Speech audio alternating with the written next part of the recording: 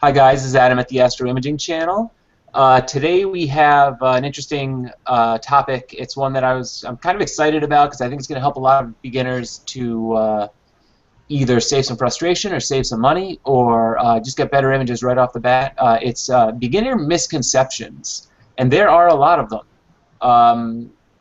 I know, maybe it's from my experience, but I know I have experienced a number of the misconceptions that I'm about to talk about. So what I'm going to actually do is I'm going to start with one of my first misconceptions, and then I'm going to pass it around and let anybody who wishes to chime in. I have a kind of a list of them that some people might have seen on cloudy nights, but I'm going to start off with one that is kind of what I'll say a common one that I hear.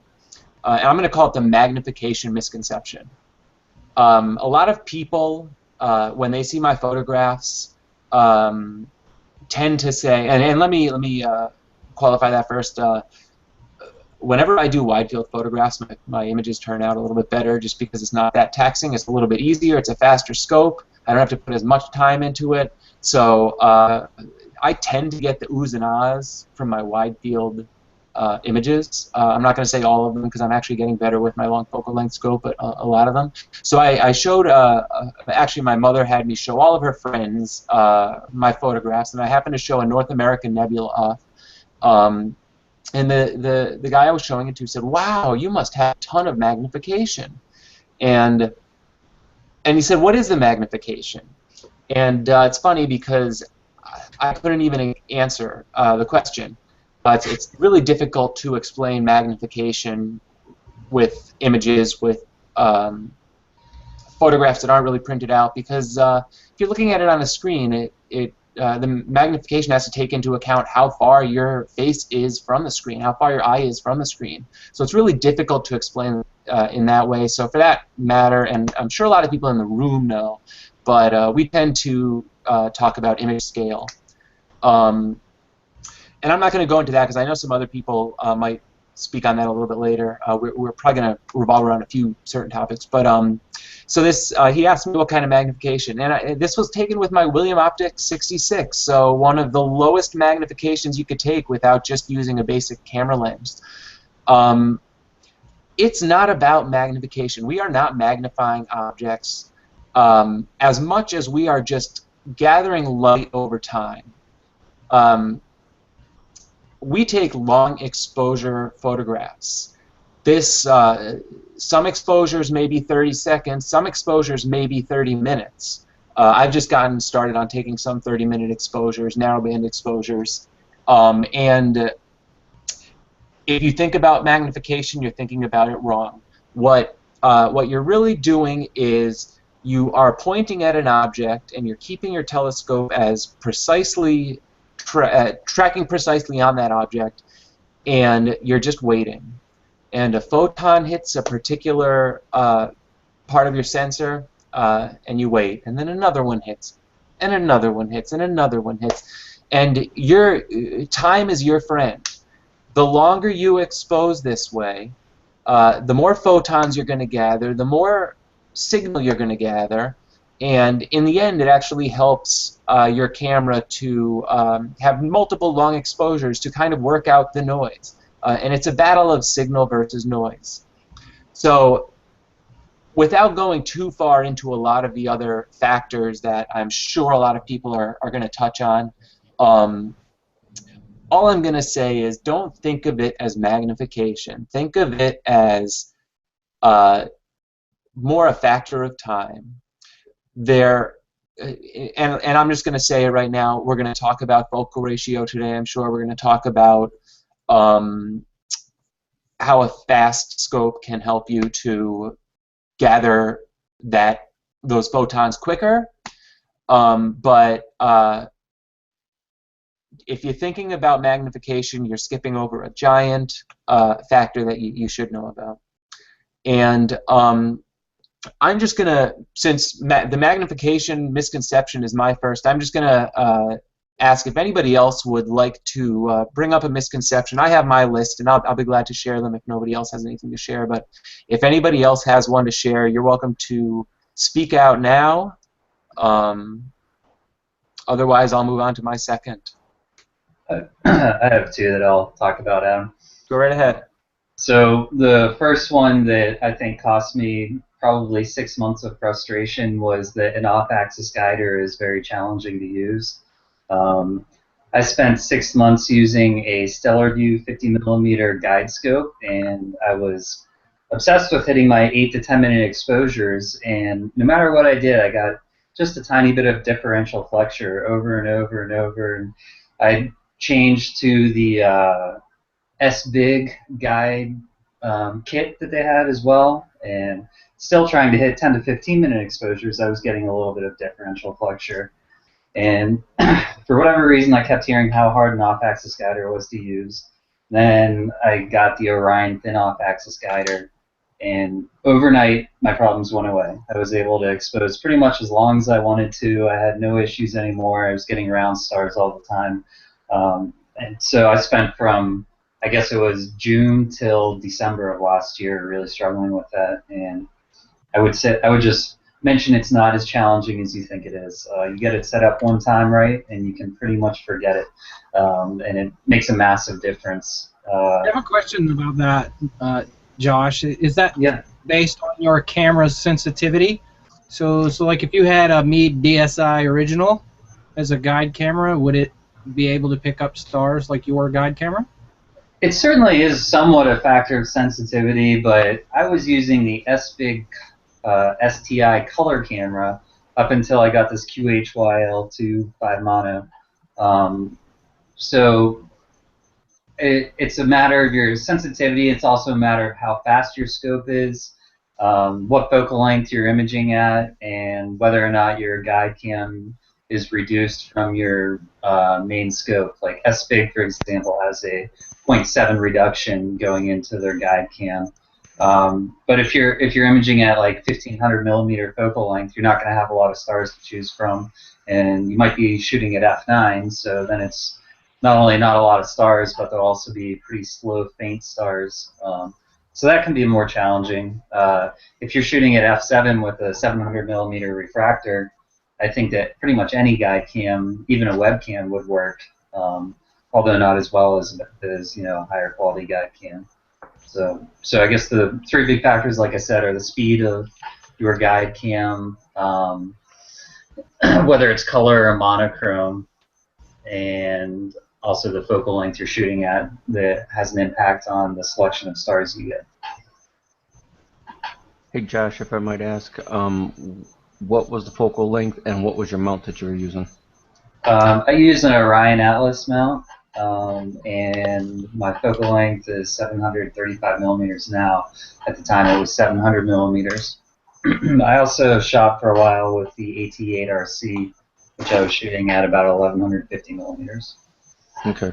Yeah, because I just got a QSI 690 off-axis guiding, and that was the same way. I was using a guide scope, and I was able to get 20-minute subs no problem out with my CGEM with the William Optic 81.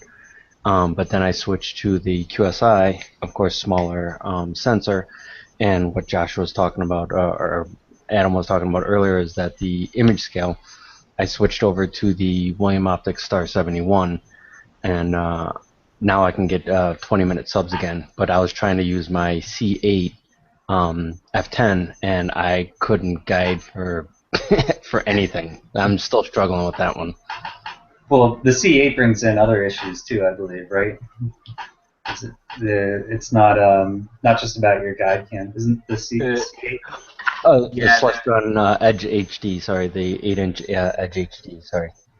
Yeah, the mirror tends to exaggerate a little bit of flexure. The mirror locks prevent it a little bit, but not 100%. I mean, at least that's been my experience. And my experience, Josh, is the same exact thing as yours, except I had a lot of difficulty, and my difficulty was I didn't have a sensitive enough guide camera. I was using the SSAG, and I'll say it right now, don't try using the SSAG.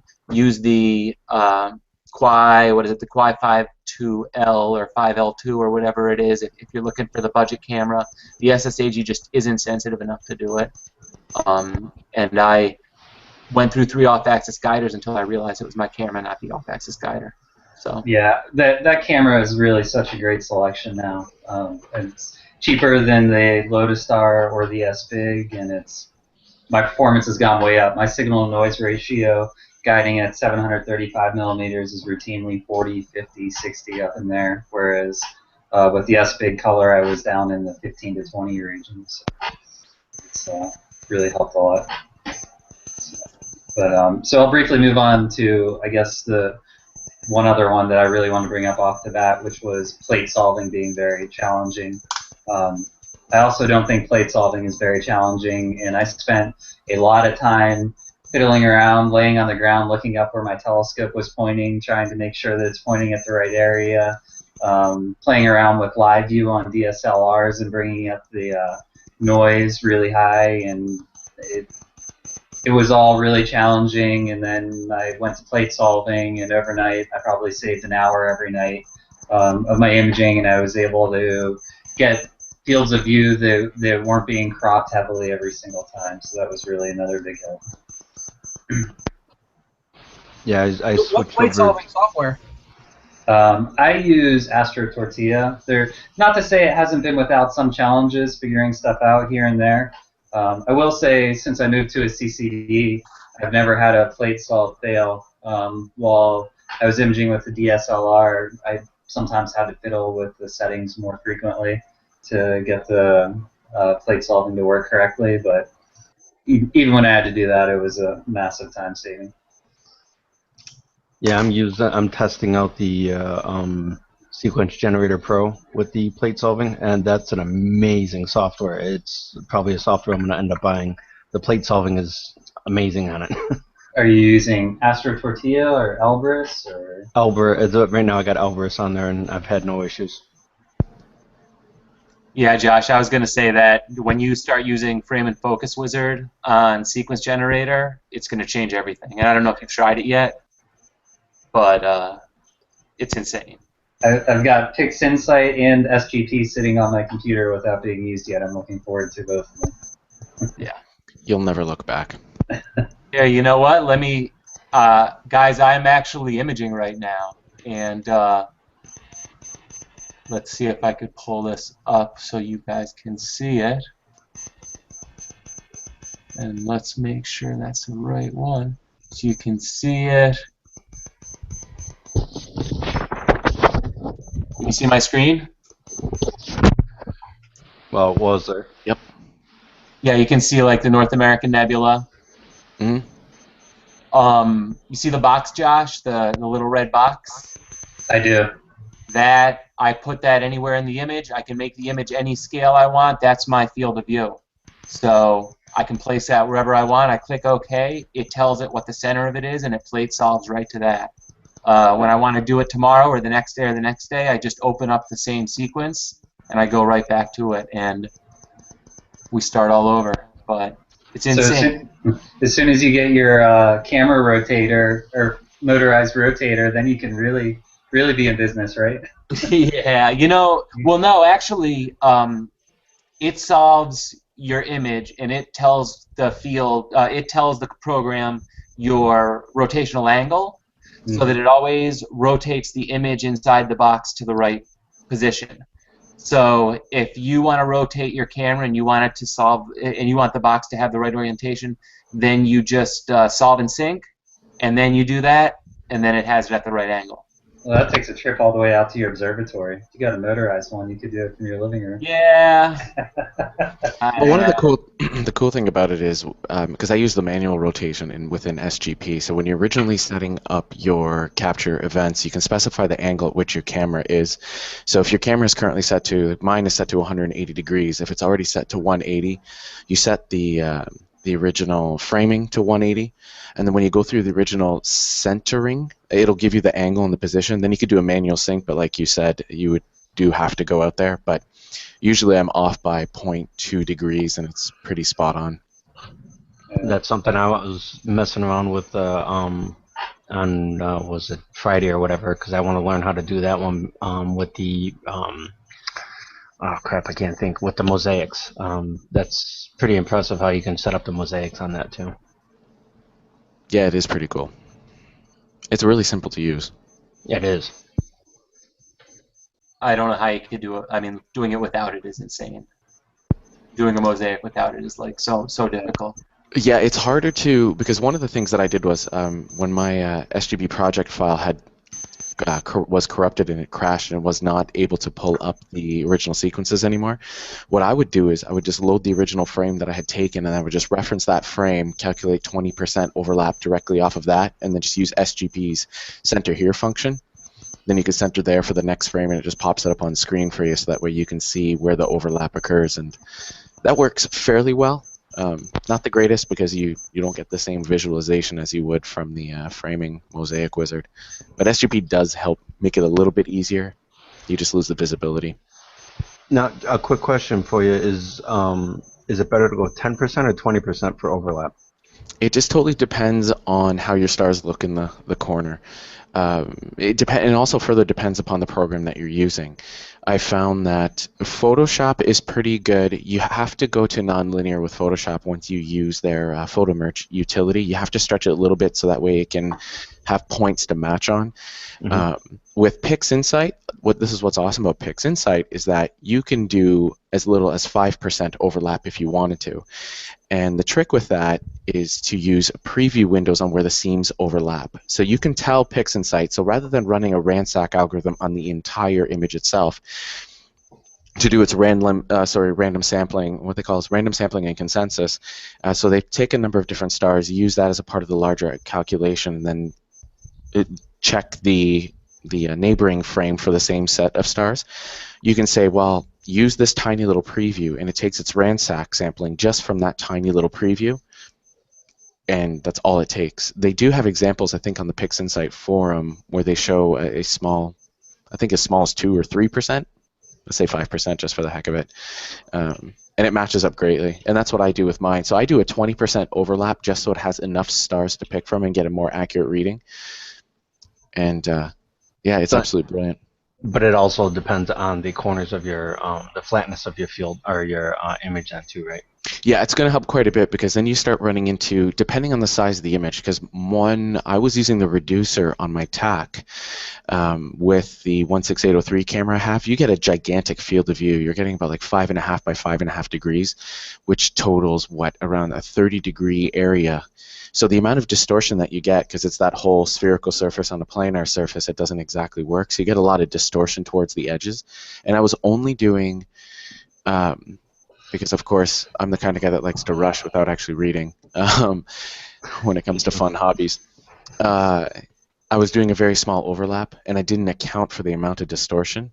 So what I did was I went back to F5 to decrease the distortion due to the size of the area, and then went to a 20% overlap. So that helped eliminate just the standard distortion that you would receive while imaging. And then you just have that higher overlap, to account for any bad stars you may have. Okay. To bring that back on track with beginner misconceptions, software is a good one to talk about. And spending money on software, or not spending money on software and spending all your money on scopes and cameras, right? Oh, I want to mention this a few times tonight, so remind me if I don't.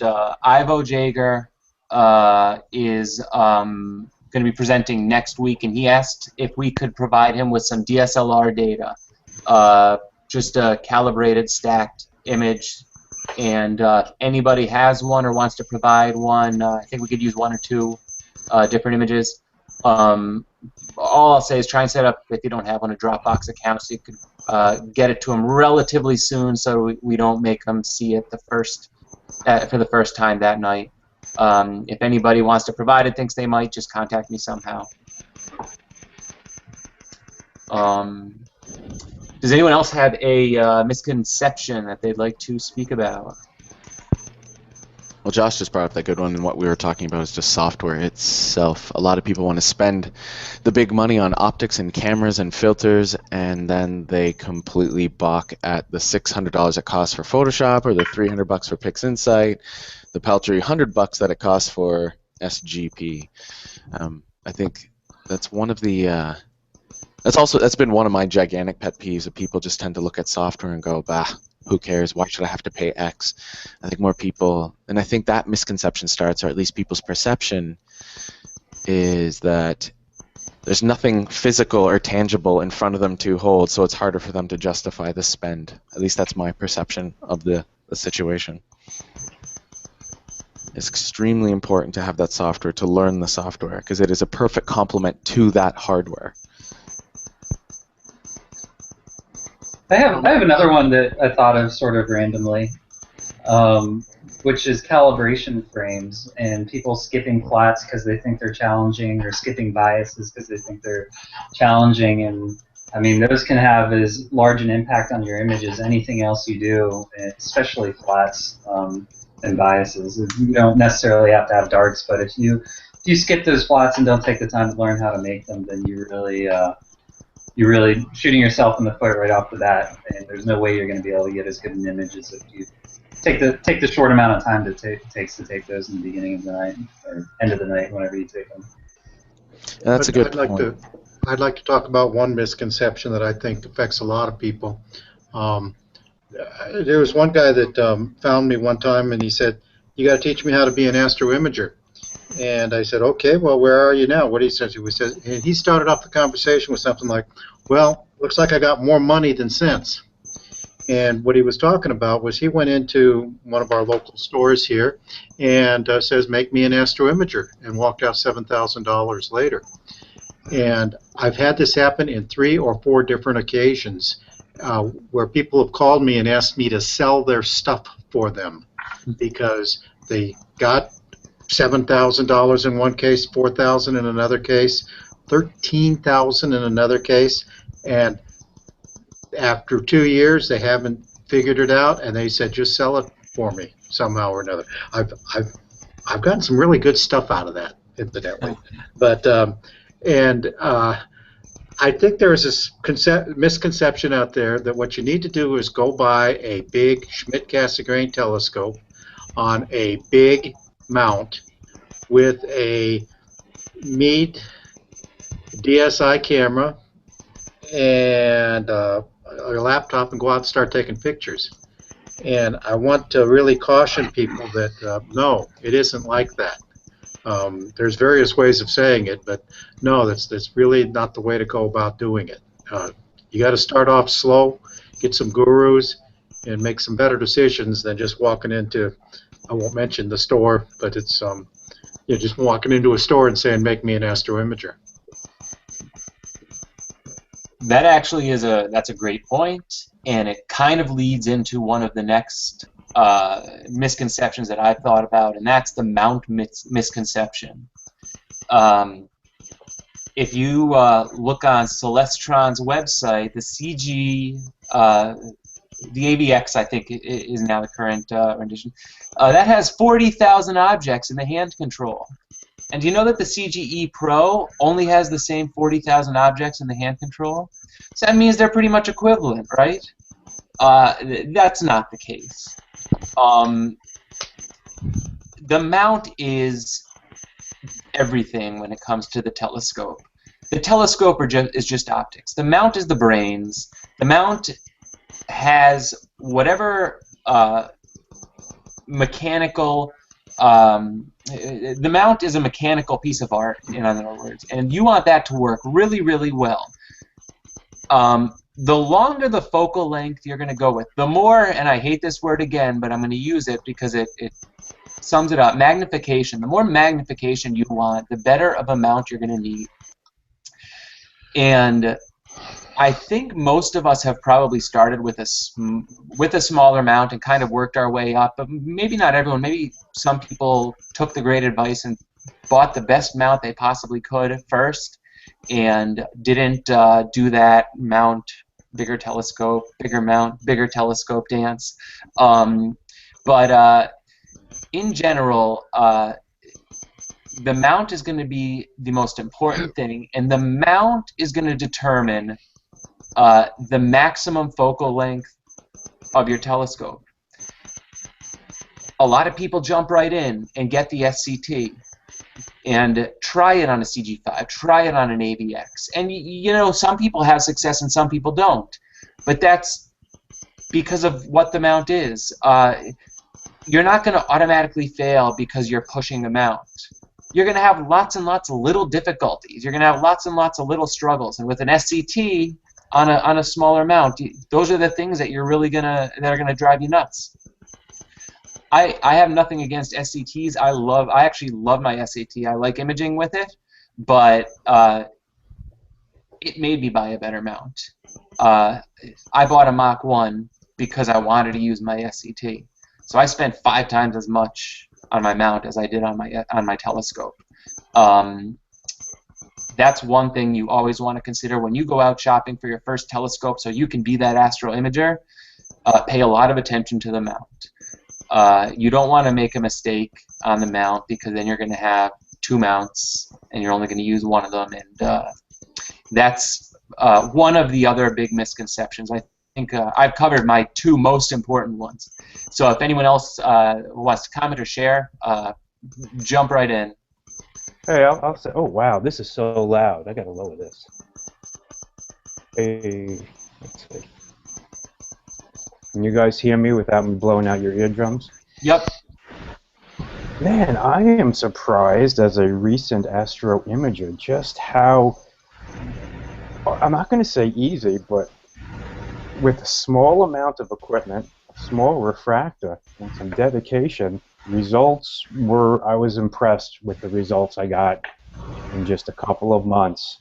And I took some advice from friends I may be talking to now on cloudy nights about getting a refractor over the big SCT, or the Edge.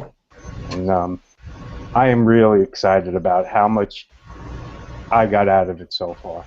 Oh, I do want to point out that even though I'm a beginner astrophotographer, I did do astrophotography before the big Halley's Comet deal of the 80s on film, so had a little bit of experience then. And yeah, totally impressed with some software, an inexpensive used Canon camera, and some good advice. It's not disappointing. Oh, I'm Keith, by the way, so I'm going to return the floor back to Adam or you guys or whoever is speaking next. I think it depends on the advice you take and and what you do with it. Because I started with an SCT.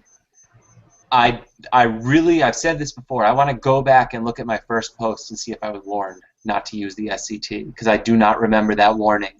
But you start with the refractor, you're going to do red right off the bat. And that was a key word for me. I heard refractor and I said, oh, he's doing it right. So I'll give another one. I think the next logical step. I didn't see who the... Folks, could I make a point here, just real quick? I don't mean to be interrupting everybody, but if you're not talking, it's probably good to mute your microphone, because you start flashing up, and Google tries to say whoever's talking. So mute your mic if you're not actually speaking. Okay. It's just practice. One of the things I've noticed is that, and it's keeping in line with spending more money or buying something new, quite often the problem is not the equipment, it's not the this or the that or the other thing. Quite often you're just not using it right. And you need to slow down, you need to watch some other people doing it, and you need to practice doing whatever it is you're doing, rather than just going out and trying to say, oh, I need to buy something else. I think where this was brought home to me was one of the senior imagers in our club said to quit taking LRGB pictures, just go back and take monochrome pictures. And take monochrome pictures for a while until you get good at all the things you need to do to get that part done. And It wasn't my equipment. I mean, right now I've got as much equipment as I'm going to need, really. My incompetence is not based on my lack of good equipment. So I think that's one of the misconceptions, is that you can buy your way into it by buying a new piece of equipment. Done. So I'm going to mute my mic. I have another one that I thought was helpful for me when I was starting. Everyone always warned me against taking M31 and M42, Andromeda Galaxy, and the Orion Nebula, because they're such difficult targets to process because of the high dynamic range in them.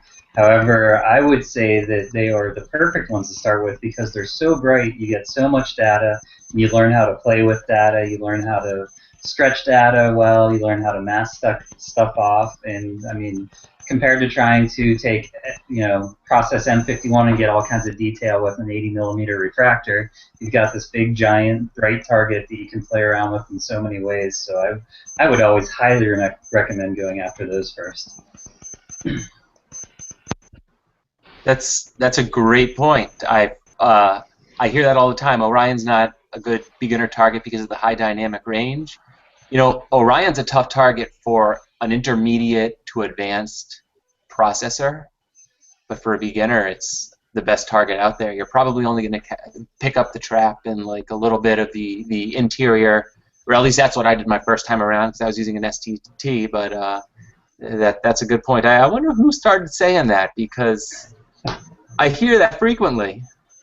But yeah, when I started, I never heard that. You know, for me, I would say that that's an ideal target also because when I first got my DLSR and started imaging with it, because I started with a DSI and then switched to DLSR, and the first time I got an image of M42, I was out in my driveway imaging, and it popped up on the screen, and I was literally jumping up and down in my driveway because it came up and I was able to see color and everything like that. So I think that is an ideal target to try as a beginner.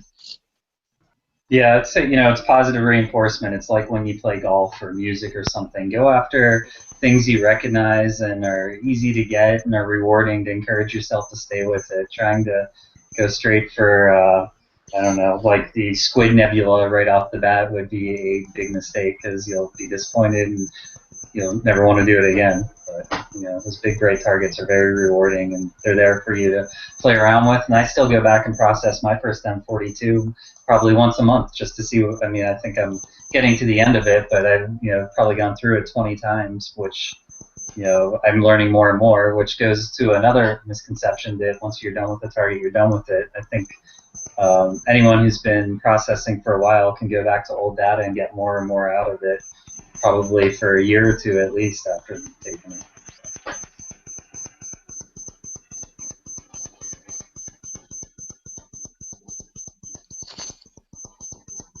who's oh, is this Robert? Robert, I'm going to try muting you for 1 second. Yeah, we're getting some interference from your microphone. So I muted you. I'm going to unmute you, but would you mind muting yourself if you're... There you go. I think you just muted yourself. If not, type in chat, and I'll unmute you if you need. It's just we were getting some odd feedback. Going around, anybody else have any others? Because got a couple more on my list if no one else. And these are... Go ahead. How about the one about when that I have to go out to a dark site to get pictures? I think that for a lot of beginners, they really need to set up at home night after night after night and get all those bugs worked out, figure out where the cables go, figure out what does what. You're going to get a different kind of picture. You may not even get a good picture, but you can figure out where to track. You can figure out so many things. You don't need to wait till the sky is all clear to learn how to do astroimaging. Alex, I think that's a great point, and it also leads into people who are just starting off thinking they need a camera and a telescope to image and forgetting about what else they need to spend money on. Not that you have to spend a fortune, but you need to spend probably hundreds of dollars on cables and dew heaters and and acquisition software and all that stuff. Otherwise, you're just going to run into problems. So I completely agree. You got to go out and make your stuff work. Learn how your gear train works. Having done this a while, I have a rule that I like to stick to, and every time I break it, it bites me in the butt. I try not to upgrade more than one piece of equipment at a time, because whenever I upgrade more than one piece of equipment at a time, I have issues, and I don't know exactly where they're coming from. And I think that's what the beginner is going to experience. The brand new beginner with their new telescope, their new camera, their new mount, they're going to go out and they're just not going to know where the bugs are coming from.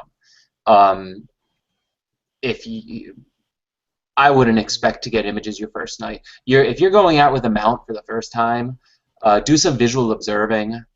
Learn how your polar alignment routine works on your mount.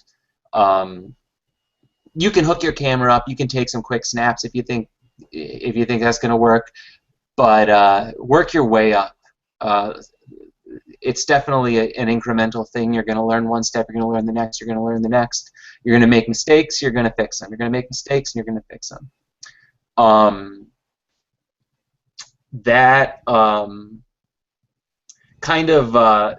There are a few other things, and they're kind of basics, but they're kind of very important for beginners. And I'm going to merge a few of my misconceptions into one, and I'm going to call it the plug and play and snap misconception. We're not just plugging it in, hooking it up, and then snapping with our camera. It involves a lot more. Polar alignment, most images are going to drift align, and that's going to take half an hour to 45 minutes. Then we're going to take long exposures. So we're actually working for our images through the night. When I tell friends that I'm an astrophotographer or an astro imager, they think that I am just one click and done, one click and done. And I have 5 images. Well, I took all 5 in one night. No, I took me 2-3 nights to get one image. So that's one thing to remember.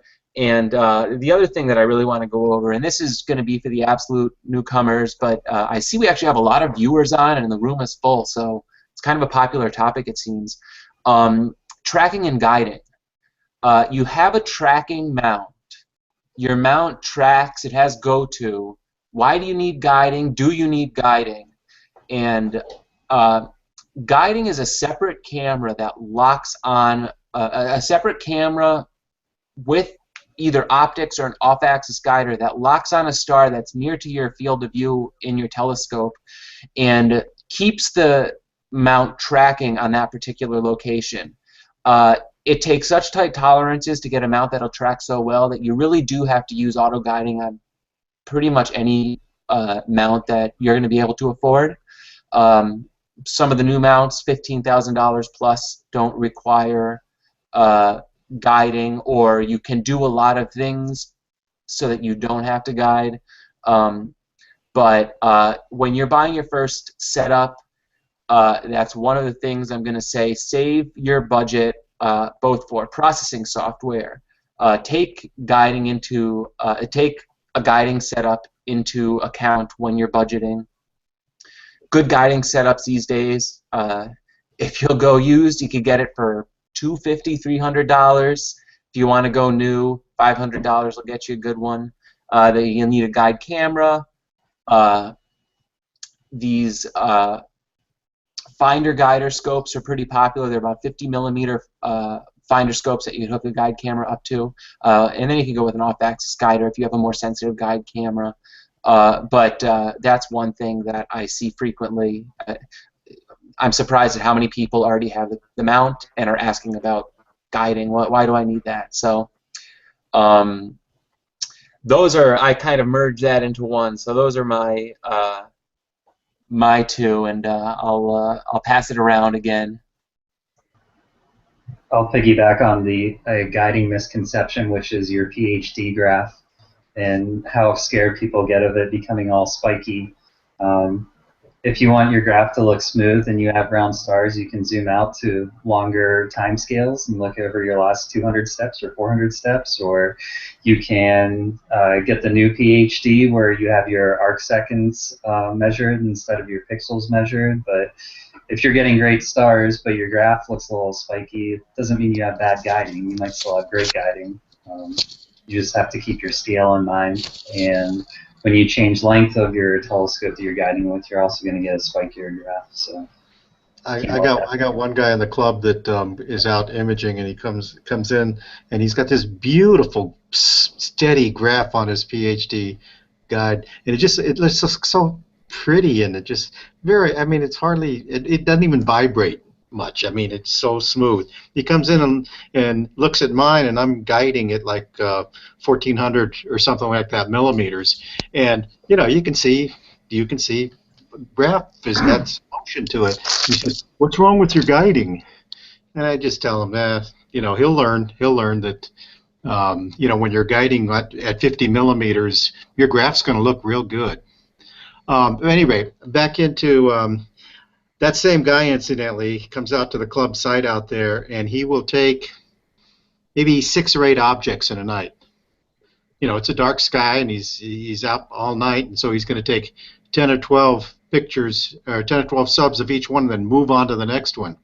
And I think there's an awful lot of beginners that feel that they need to go out and take lots of different subjects every time they go out to the dark sky site. I think they should disabuse themselves of that notion and tell them that, hey, you're going to get better pictures if you take fewer pictures, if you take fewer objects in a given night. Yeah, I think that, go ahead, Adam. I'm sorry, go ahead, Pat. I don't know if that was me, but go ahead. I was just going to follow up on what Alex said with that as well, that the more time you take to take your picture, the happier you're going to be. I've come up with my new rule is I won't spend less than 3 nights on an image, and everybody has their own particular thing they're looking to get out of it, and some people want amazing images every time, and some people just want to see a lot of things, but to get an amazing image, it takes many nights, not a single night. So. I had a question. I guess it's not necessarily a misconception, but in regards to, because I'm fairly new with the CCD and doing the LRGB, I've heard some people say that you have to bin your RGB. Others say you don't have to. You know, is it just a personal preference or the image scale, or what's the deal with that? First, which CCD are you using? The QSI 690. Okay. With the Sony 814 chip, I do believe. I think I'm going to say it's kind of personal preference. First of all, I use the CAF 8300, and my particular camera doesn't handle binning well, so I don't use it at all. The Sony chips, I think, handle it fine, no issues. So what you can do is you can shoot your luminance at 1:1, and then shoot your RGB at 2:2, and there's some time saving, and it is true that your luminance is going to give you the sharpness, and your RGB is going to give you your chrominance, and you're, in the end, probably going to save a little bit of time. But and whereas that was kind of what everyone was saying a few years ago, I think these days most people are shooting RGB at 1:1, not shooting luminance or and extracting a synthetic luminance, or shooting the same luminance at 1:1. I see the PI guys suggesting not shooting a separate luminance a lot, just extracting the synthetic luminance because it's going to match up to your RGB channels so much better. And I've actually experienced that myself, so that's my experience. But I do not have specific experience with the Sony camera. I don't know if the smaller pixels will come into account some way. I don't know if anybody here does or has any comments on that in particular. That's, I guess, would be another going along with this, is that you always hear the people say, well, you have to have an image scale of 2. You know, that's a hard coding, is you got to go at an image scale of 2. Is that, like, depending on your seeing and light pollution and all that stuff? Because the reason I sold my William Optics 81 GTF was that my image scale was below a 2, and I got the William Optics Star 71, the other 5-element, which gives me a 2.19 image scale. So does a 2, is that what is like a standard, I guess you'd want to say? I think they say half of your average seeing, right? You want your image scale to be, well, 1/3. 1/3, yeah. I wouldn't read too much into that. First of all, if you're undersampling, no issues, you're going to be undersampling. If your concern is oversampling, well, first of all, my sampling is at 0.51.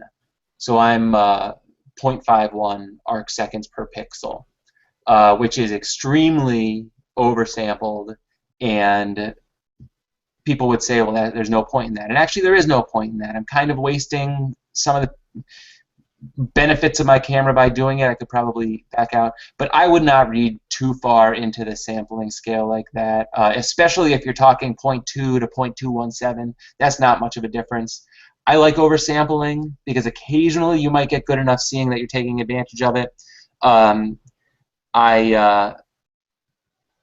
don't think there's any benefit to going as far as I am, but I can't afford a camera that would let me sample properly with my edge. So I don't even concern myself with it. Right, because I got the same thing. I got the Edge, the 8-inch Edge HD, and I think the sampling is, or my image scale is like a 0.39 or a 0.51 or something like that with the Sony chip also. Yeah. I mean, it's a little bit tougher. It's going to be a little bit tougher to keep your star shapes under control because it's going to, so many pixels are going to be representing them. But you can't, I mean, there are only so many sensors sold, and it's really a balancing act when you're buying one. It's going to be perfect. Actually, with your William Optics, it's going to give you a great field. With your Edge, it's going to be hard to keep under control, but if you can, you're going to get some small galaxies with it. You're getting into that idea of matching your pixel size to your focal length, and if we're talking about beginner misconceptions here, people often ask me, which camera pixels, etc., should I worry about? What I tell them is, you get the camera that you can afford that gives you the lowest noise at whatever it's doing. Don't worry about matching it so much. I mean, don't go do anything crazy, but don't worry about matching pixel size so much, because you're going to change which tube you use over and over again, and you're going to keep that camera for a long time. So go ahead and get the best possible camera you can afford, and by best possible, I usually mean lowest noise. Okay, and go that route. That's one of the misconceptions I think people have, is that they have to really fuss that camera purchase to match the pixel size, when in fact, no, because after you've matched it up perfectly, you're going to put a focal reducer or something else in there, and it's going to completely screw it all up, or you're going to buy a new tube, or something's going to change. So don't worry about it so much. Hey, there's a whole bunch of people having a conversation over there in the comments. You guys want to unmute every now and then and throw something into the misconceptions?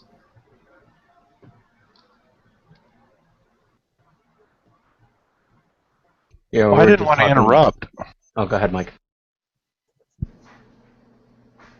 Well, I've kind of kept quiet in this because I think anybody that's on Cloudy Nights knows my opinion.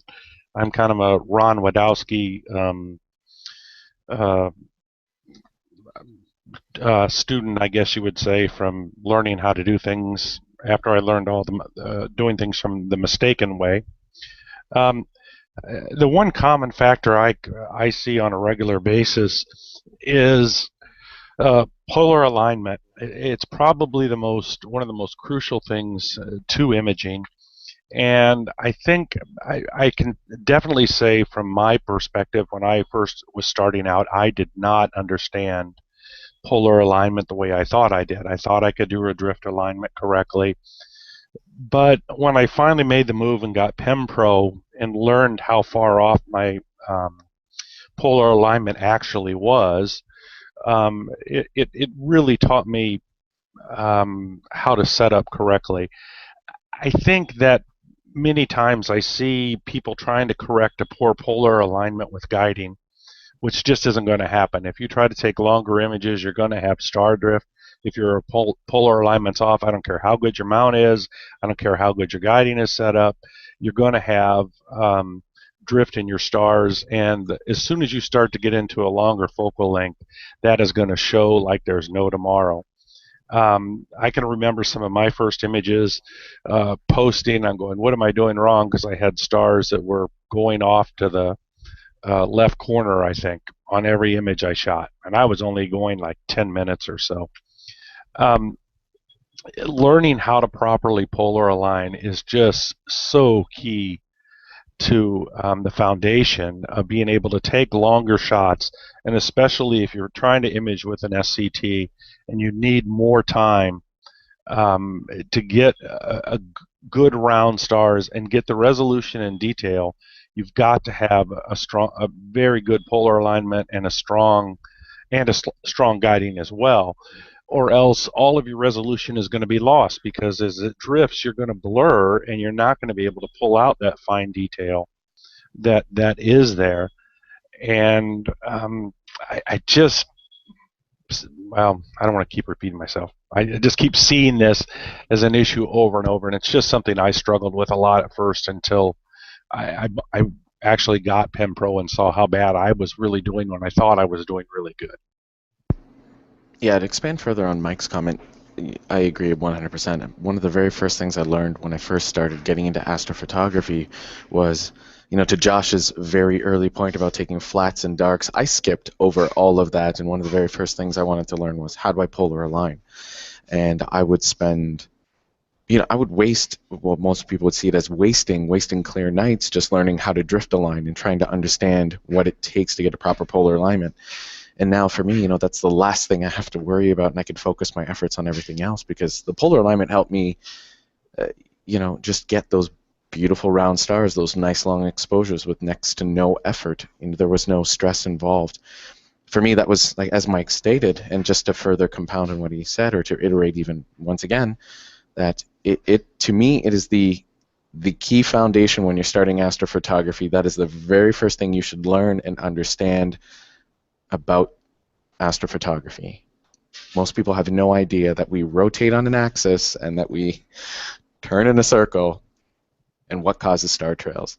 And as Mike stated again, I had a similar issue at the very beginning of the year, because I had knocked my my adapter plate on my astrophysics mount for the right angle polar alignment scope, and I just went ahead and started pointing out my guiding was perfectly flat across the bottom. I was doing 20-minute luminance subs on row of Fuki, only to see star trailing on the outer edges. And it's just right away I could identify it immediately. I'm like, that's polar alignment, my polar alignment's off, fixed it, went right back to it, had it up and running again in a few minutes. It's just a very key thing to learn, and I agree 100% with Mike Miller's statement. And I'd like to follow up with that too. Well, two parts on that, and I'll stick with polar alignment.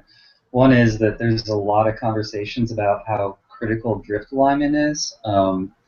And I think that certainly when you're shooting at longer focal lengths, it's probably important, even more important, to get down under sub 1 minute, maybe down into seconds of polar alignment. But you don't have to do a drift alignment either to get a very good image. I mean, the routine that EQ Mod puts you through will give you great stars for 30-minute exposures. And I've routinely gotten that, and I spend, again, like Hytham said, the first 10 pages in my astronomy journal of what I was learning about was how to do polar alignment. So I learned that first off the bat. I didn't even image the first 3 nights I was out, but now I never think about it, and it's never an issue. So I don't know what the cutoff is for when you need to be doing drift alignment, but certainly at 700 millimeters, I haven't had to. And then I think that leads into also understanding what you're doing in astrophotography. I think a lot of people just try and follow steps and processing and capturing images, and they don't spend the time to learn what they're actually doing. And I think that's really critical for figuring out how to troubleshoot your own problems and get the most out of your images instead of just trying to copy other people's routines. I'll leave it at that. I completely agree with that. In regards to polar alignment and starting out and learning early, I actually started with an Alt-Az mount. So there was no polar alignment. And in doing so, I realized immediately I was limited to 20-second subs. So you kind of see the importance of polar alignment. I bought my wedge. I got it polar aligned, but it was not quite like having a gem or a German equatorial mount, which is really what you want if you're going to be doing imaging. And that's one thing, again, I don't know how I got into it, but I went online. I kind of picked out the scope that I wanted. It was a CPC 800. And then I went online, and this is kind of a trap that I see newcomers fall into. They pick something out that they want. Then they go online and ask specific questions about what they've already decided they wanted. And they say, well, how do I get this thing to image? So I went online and I said, okay, I have a CPC 800. I'm buying a CPC 800. Can I image with this? And they said, yeah, you can. You can do planetary. Or if you get yourself a wedge, you can put it on the wedge and you can image away with that. And I called up my vendor and they said, oh, yeah, if you want to image, we'll just get you a wedge and then you'll be imaging. And I did that, and I kind of went in that route. Had I taken a step back and said, what type of mount, what type of telescope should I get if I eventually want to image with it, I would have ended up in a completely different place. But I think we fall into this kind of self-reinforcing trap where we're shopping, and you know, you wouldn't go out and buy a sports car if you wanted to haul gravel with it. But I think a lot of times when we're unfamiliar with something like telescopes, we end up with that sports car that we're hauling gravel with, at least our first telescope, and then we learn, and then we move on. But so that's one thing that I kind of wanted to point out. I'm kind of glad I got to talk about that, because that is a trap that I see a lot of people falling into. I have this, let's get it working. Not sell that, buy this, and then try getting it working. You know, I think any one of us get people ask us a lot of questions about what to buy and stuff like this. I work at a lot of star parties and conferences and stuff like that, and people are always asking me that kind of stuff. And 80% of the time, they've already got the order down. You know, they're already ready to buy it, and you're really not going to have much effect on them. You know, they don't want to hear that they're buying the wrong thing. So it's, you know, you just kind of pat them on the back and say, well, welcome to the hobby. You know, that's about it. It's really funny. You can see the people on cloudy nights when lots of times they're posting, and they don't really want to know. They just want you to say, yeah, good job. That's it. Yep. I've kind of covered my my topics for the most part. I do want to mention again that Ivo Jaeger next week, so if anyone has DSLR data they'd like to provide to us, he'll go through processing it. I just want to get it to him earlier rather than later, so that we don't drop it on him in the last second. Anyone else have any topics in regards to misconceptions?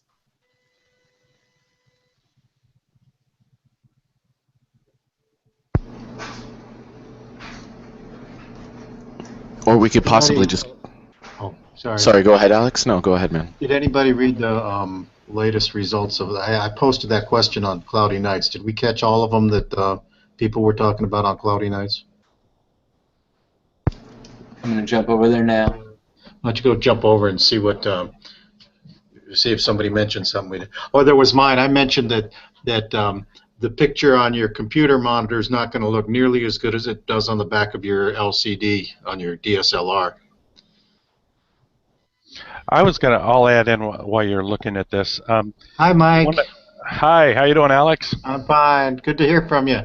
You too. I'm going to see each other at AIC this year. No, I know. That's poopy.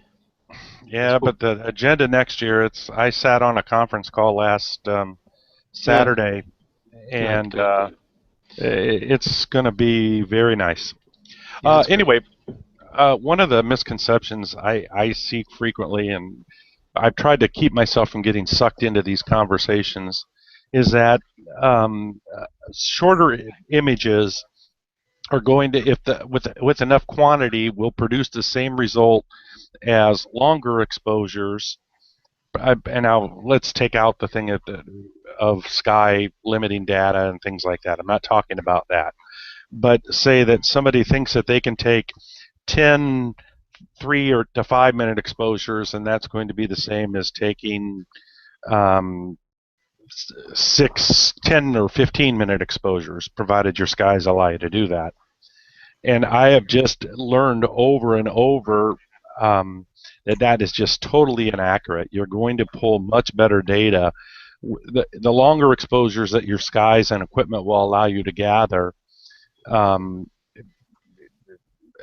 taking away account of brightness. Obviously, if you're shooting M42, you're not going to take 30-minute exposures. But all that set aside, you're going to end up long-term with better results if you can get to the point where you're able to capture longer and longer frames based on the skies. Yeah, well, I mean, I don't know how many of you guys are old enough to have started out in film, but I remember that during that transition from film to CCD or DSLRs and stuff like that, one of the great things was, you used to have to take 15, 20-minute exposures with film in order to get any decent sub exposure, and with the DSLR or CCD, you could do it in 2 minutes, 3 minutes, and everybody was all excited about that. And now, through the years, you're up to 10 or 15 minutes, 20-minute exposures on your CCD stuff because that's what you want to get deep down into the really good data. So I just thought that was funny. Through the years, you see that transition back to 20-minute exposures, sub-exposures. But Mike, in all fairness, and this you got to understand is, if you're struggling with polar alignment and you're struggling with how to do guiding, you may be better off with a bunch of 2-minute exposures. You know what I mean? So I don't as a beginner, you may have a different set of standards. And I think that's one of the things that really have to count for us is, what are your standards? Who are you trying to show these pictures to? If you're trying to show them to the guys in your church group and your secretary, you got one, take pictures and enjoy them. Get a kick out of it. If you're showing them to these guys here, you got a whole different set of standards. So I don't want any beginners to think that you got to do it just one way. What you got to do as a beginner is start taking pictures, being careful about it, paying attention to what's going on, what people tell you about this or that or the other thing. Pay attention to it. But for God's sakes, don't try to pay attention to everything. Just pay attention to the processes that you have to do and get them working before you start moving on and buying new stuff. I think that if you're a beginner listening, I think that's better advice than all the different things we can give you. Just keep working at it and keep practicing it and figure out where you're making a mistake and work on that before you try brand new stuff all the time. Mike's point, I want to actually just kind of give, if you're a very beginner, we've all had that debate in our head, whether an hour's worth of exposures, whether it's 1 hour exposure is the same thing as 12 5-minute exposures. And you think about it in your head, and it's kind of a fun practice to do. But one thing that newcomers I don't think understand is how that actually plays out when you're imaging. You can say, well, what does it take to image a particular object? Let's say it's a galaxy. Let's say it's a bright galaxy like M51. What does it take to image a particular galaxy? Well, you can take a lot of short exposures, just a few short exposures, and see the core, expose the core well. Expose the core well enough that it doesn't look noisy. Of course, it's just a star field with the core in there. As you start exposing longer and you start exposing more appropriately, you're going to reveal more of the object. And as I've developed in my astrophotography, I've started to notice, oh yeah, this galaxy has spiral arms that extend out. I thought it was just this center core region. So that's one of the things that actually, how it actually plays out. I have a great image that I took a long time ago of M33. And M33 is kind of a diffuse object. It's not very bright in any spots. And every time I photograph it, it gets bigger and bigger and bigger, and I pick up more and more and more. And that's because I'm getting better. It's just that I'm revealing more of that, and I'm spending more time revealing that. So that's kind of what you get into with your exposure length. I don't want to go into too many of the details, but that is kind of how it plays out. I see a question coming in the comments. Question about number of subs. I normally try to do a minute of. I try to do a minimum of 20. Go ahead. Okay, because I'm fairly new with the LRGB, with the CCD. I try to do a minimum of 25-minute subs per channel. Is that ideal? I've seen some people do the 9/18 rule. Does it depend on the your light pollution, or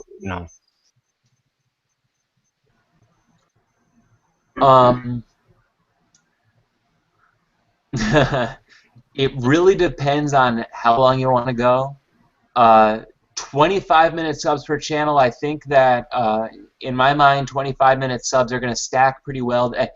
Does it depend on your light pollution? There's a lot of questions there. So I guess I'm just going to have to take them one at a time. First of all, the more subs you get in there, the better. You're going to, every time you double the number of subs, you're going to be cutting the noise a particular amount. But I usually say for RGB subs, I'd like to be at, I think it's 16 is where I like to be. So 20 is a good number. That's not, I'm not going to say limit it to 20 because I think it kind of depends on the object. When I did the Iris Nebula, I want to say I had 40 subs in each channel. It's going to depend on the object. Light pollution is throwing in kind of a difficult topic because light pollution really screws up everything. You're going to be exposing through the light pollution. I don't want to talk for an hour on this, so I'm just trying to come up in my mind how to say it. You say the minimum, right? You want to expose long enough that you're going to get off the wall, but not so long that your histogram is going to be all the way over to the right. Is that correct? Oh yes, and I'm just assuming that you're properly exposing your individual subs. I didn't go into that. Robert, are you with you're using a CCD? Yes, I am. I know Keith has got a question. He just held up a piece of paper also. Yeah, I see Keith's question. I don't want to stop short of answering Robert's though. With the CCD, Adam, I think I have a way to kind of contemplate this, I guess, conceptually. Is that when you're shooting from light pollution, you have to think about, say that if you're at a dark site and you're getting 20 photons from your target, but 2 photons from the light pollution, and then you image from your driveway. So that would give you like a 10-to-1 signal to noise ratio, and then you're shooting from your driveway and you're getting 15 photons from light pollution and 20 photons from your target. Then you're only getting 5 more photons than your light pollution. So to get that same amount of signal to noise ratio, you have to be able to separate that by taking longer exposures, longer integration time total. And you can do the math. There's math that shows how you can compare a dark site to a site with light pollution. And the numbers are actually pretty staggering at times. It's not to discourage you from shooting from your driveway, but I mean, for example, if I shoot color data from my driveway, or I take an hour drive to my dark site, I literally have to take more than 20 times the integration time for my driveway as the dark site. So, the math really does tell you there. Because I do have an IDAS that last night I tried without the IDAS because I got Astrodon the true whatever they are, the Astrodon filters. But I tried without the IDAS filter, and I noticed a huge gradient on it. So I'm going to put the IDAS back on there, and I'll probably switch over to like 10 or 15 minute subs then, because I know the longer you do it, the more data you can pull in.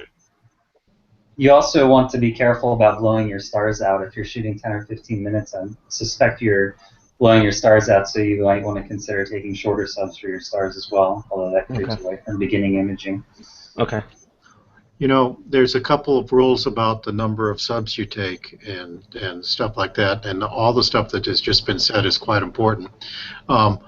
In order to get the good rejection, noise rejection algorithms to work in image processing, you have to have at least, I think, 9 subs in order to get the have them really kick in and work well.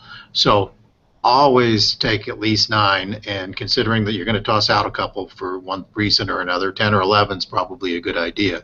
So always try to process with that. And then in order to, what is the ratio? You double the integration time and your noise goes down by the square of that. So it goes down to a fourth. So doubling from 2 to 4 is not a big deal. Doubling from 4 to 8 is not a big deal. Doubling from 8 to 16, okay. 16 to 32, 32 to 64. At some point, you reach a point of diminishing returns, and it's time to do something different. You know what I mean? So that's those are just guidelines, and I think what you got told was it depends on your situation. And I've just threw in a couple of other things. Hey. During the last few minutes, I went back to look at the Cloudy Nights to see if we covered all the misconceptions that were mentioned there. And I've got a list of about 8 things. I'm going to talk about one of them. A lot of people think that that ISO makes your camera more sensitive and stuff like that. And there was several related to that. Like there is. The poster wanted to make sure everybody knew that there was a sweet spot for that ISO on your DSLR, and apparently a lot of people don't realize that. So that's one misconception. You want to talk about that, or you want me to list the rest of them here? Why don't we just hit them in order then? You want to talk about it a little bit, or just so anybody want to comment on the sweet spot for ISO, etc.? Don't forget Keith's question too. Yeah, you know what? I'm sorry. Well, Keith, you ask your question because you we're holding you up. Go ahead and ask your question, and then we can move on, because I wanted to say a few things on ISO. So. Okay, I think I got my microphone adjusted, so hopefully I'm not blowing out anyone's eardrums. You're fine. Really quick question. On my DSLR, each sub is a RAW file. Each sub is RAW. So is it a longer exposure having a file that's larger if each one is each sub is a single RAW file? Are you asking whether a longer exposure takes more storage space? Right. Okay. That's a good way to put it. No. And I have to think about this with RAW. I think with a RAW, are RAWs all fixed sizes? No, they depend on the data. Let me take a stab at the answer. You should be taking RAWs. When you take RAWs, your camera saves it as 12 or 14-bit data. That means that it can reproduce, I don't know, millions, hundreds of thousands of questions. Somebody knows the answer to that, of different levels of gray in each pixel. When you take it as one of the others, JPEG is the other thing you'd be saving it in your camera, you're limited to 256 levels of data. Now remember, when you go to stretching, what you're doing is you're taking, maybe a couple of hundred down at one end of the 65 or 6 of the stack, and you're stretching them out. Well, if they've only got 256 to stretch, there's not much room to stretch them. So yes, you always want to take RAW, but it doesn't change anything that we have told you as far as the minimum time of exposure or anything else like that. Does that make sense to you? Yes, absolutely, that does. Okay. That's good. Good answer. Thank you, guys. Okay. I got to go plug in my laptop. I'm getting the battery warning. And yeah, sorry for cutting you off, Alex, but I did actually just want to say one thing on ISO, and it was John's point on cloudy nights, that first of all, there is a sweet spot, but what I see a lot of people doing is, and I just want to defend a position that I think a lot of people misunderstand. They double the ISO, and they see that the image is brighter, and the nebula is more obvious. So they double it again, and the nebula of the image becomes brighter, and they think, okay, well, I'm getting more data in there. I'm getting more photons, and that's not what's happening. What's happening is all that's going on is the inside of your camera is amplifying the data. It's multiplying it by 2. Now, it happens to do it at a particular point in the process where it doesn't multiply the read noise. So there can be some benefits to bumping up your ISO. That's why we're not all imaging at ISO 100, or at least the experts that can track as well as possible. That's why they're not all imaging at ISO 100. But when you hit that sweet spot, you're actually doing yourself the best. You're at that middle point in your camera where it'll work well. What happens when you go too high with your ISO? You're actually losing dynamic range, so you're losing the number of steps between lightness levels or colors. By being below that, you're increasing your dynamic range, but not in any way that's necessarily going to be beneficial. I'm sure that's a point that could actually be argued. You could probably come up with a scenario where it's good to have a 100 ISO, but if you're fighting noise and especially read noise, it's going to be nice. You're going to want to be at that sweet spot. And from a practical standpoint, if you pick an ISO that you like on your camera and you're building your dark library, then you only have one ISO to deal with. Or 2 ISOs if you like to switch between. My XS, the unity gain, and that's not something I'm going to get into now, but the unity gain on it was, I think, 1200, and I couldn't pick 1200 ISO, so I danced between 1600 and 800, and most of the time I was at 800 and happy with it. So that's what I wanted to say about ISO. And Alex, you're welcome to move on to some of the other points you're making. Okay. There's one about the need for integration time, but I think we've discussed a lot of that already. There's several others that I know we discussed. Is there anything more we need to say on total integration time? Okay. There was one rather interesting question. I hope the poster is here with us somehow or another. When does light pollution matter and when does it not matter? Sometimes it does matter, sometimes it doesn't.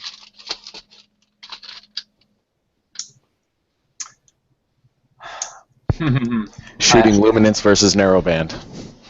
Yeah. And that's going back to the conversation that we had regarding integration time. And I did post a quick link in there by Fabian Nair, who did a quick example of shooting from his, I think he typically shoots from a yellow zone, and then he had the opportunity to go out to a dark zone, and he did a comparison between, I think it was just, several minutes. Let me see if I remember. I have to look it up again, read through it. But he did 30-minute exposures, and I think that's what he did. Yeah, he did 30-minute exposures and just can compare the SNR between the 2 locations just to give an idea of what sort of effect light pollution will have on that and the amount of subs. Now, if you take a look at his site specifically, you'll see that the guy is, quite arguably one of the best imagers in the world, and his integration times are incredibly high. We're talking about 50, 60, 70 hours worth. And the main reason why he does that is due to the location that he shoots and due to the light pollution in that area. Now, The question, Alex, is can you read that question exactly so that way I don't trail off in the wrong No, I direction? can't because I shut that off. So yeah, basically what I did was I wrote on the back of an envelope all the comments that people made real quickly while I was trying to pay attention to everything else. But just the question is, when does light pollution matter and when does it not matter when you're imaging? Something along those lines. Okay, that one's pretty easy for me to answer, and of course everyone else can chime on in. Light pollution, when I'm trying to shoot the faint dusty stuff, there's no way I'm going to shoot it from a red zone. Almost impossible. Yeah. Again, that goes back to the point that I've made previously regarding Fabian Nair. If I'm going to do it, it's going to require extremely short integration time, so that way I don't completely flood my images or my sub-exposures with just pure light pollution and then to take away from the actual signal I'm aiming for, and that would require an insane amount of sub-exposures in order to get the proper SNR signal up. If you're trying to shoot, say, globular clusters, those do not suffer from, or open clusters, globular clusters, and there's one other object. What the heck? If someone knows what it is, please chime in. But they're hot planetaries. Planetary objects, yes, thank you very much. So such as, shooting Jupiter, Saturn, being two great examples where light pollution is not a huge effect. Of course, if you planetaries as opposed and planetary planets too. nebula. I'm sorry, but and shooting the moon, it doesn't matter much. Yes, of course. And I do solar imaging sometimes. Yeah. That's when it doesn't matter either. Yeah, the brighter the better in that case. It also doesn't matter a whole lot when you got some new equipment and you want to figure out which cable goes where. Mm-hmm. Get it out there in the backyard and start using it. Absolutely. Okay. I'd like to add one thing to that, just as a follow-up. And if you guys disagree with me, then feel free to say so. But for me personally, like if I'm using a 22 millimeter lens or an 18 millimeter lens, light pollution really matters. I mean, it's a huge deal, right? Unless I'm pointing exactly straight up. But if I'm using my 10-inch SCT at like 2500 millimeter, as long as I'm above, maybe 30-40 degrees above the horizon, light pollution really doesn't. I can still take 5-minute exposures, and it really doesn't have that much of an impact. But if I'm trying to use like a wide field camera lens, it's huge. I mean, it's just devastating. So I just wanted That's an excellent point. That is a great point. I will just say, I had this discussion the other day with Ken Crawford. I'm currently building in my backyard, Alex. I broke ground today for a cement slab. But he said that wide field will definitely suffer much greater from the effects of light pollution than a longer focal length will. Yeah. Yeah, absolutely. That's 100% correct. Yeah. I agree with that. I was going to say in something where you're going to get a lot of gradients. Where you got it's a gradient that shows up and just annoys things, and when you've got a very small field of view, you don't have to worry quite as much about that gradient. Okay, another thing on the list, I put this one on the list. A lot of amateurs, I think, get confused between polar alignment and celestial alignment when they're setting up their mount. They go through the routine to tell the telescope where Vega and Cygnus and all this, or Deneb and whatever is, and that is not aligning. That's not polar aligning. That's just telling the telescope, the mount, where it is today. And then they wonder why they aren't polar aligned. So there. And that was the list. Oh, scope choice. Bigger is not necessarily better was also in there. Did we want to expand on some of the other ones? Because I know we touched upon them fairly quickly, and then before moving on, did we want to expand further on some of the earlier topics? Which one were you interested in? Maybe the early ones. Let's talk about what were some of the first ones. Josh, I know, had commented on them, I think, regarding the mount, possibly regarding...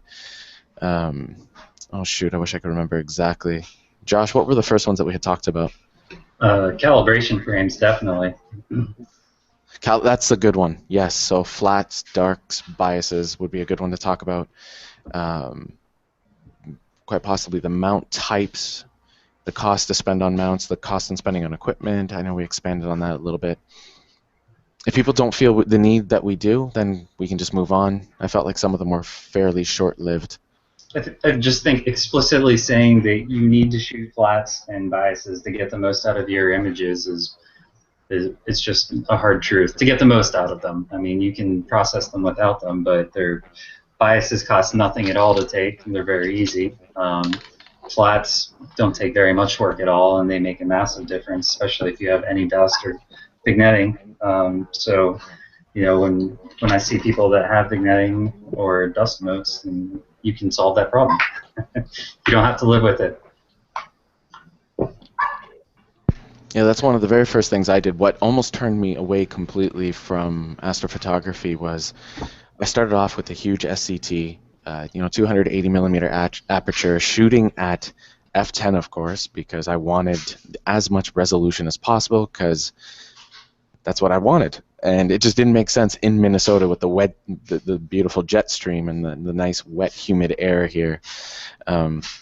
But I never took flats because I had a Hyperstar system, and I just thought, well, that's a waste of time. I never bothered with darks, I never bothered with bias or flats.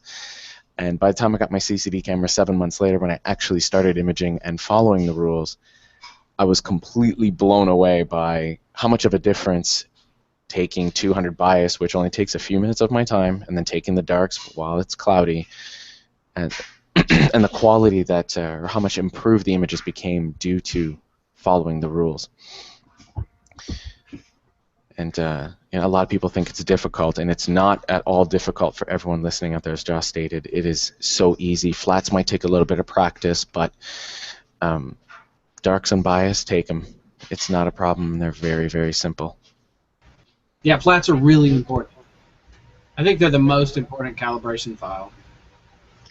I think another one that maybe we didn't touch on and can be a little iffy is focal ratio, and we don't have to debate it too much, but just explaining specifically what it means and what the math says behind what a focal ratio is can explain why some people try and shoot 30-second exposures of faint galaxies and they can't see anything at f10 and wonder why they're not getting the same thing as somebody shooting it at f5 and taking 5-minute exposures. I mean, there's I guess explicitly to say the math is it's the imaging ratio, or the sub-exposure ratio would be one focal ratio compared to the other, and that number squared. So if you're shooting f10 over f5 and then you square it, then yeah, you have to shoot, what is it, 4 times longer exposure to do that?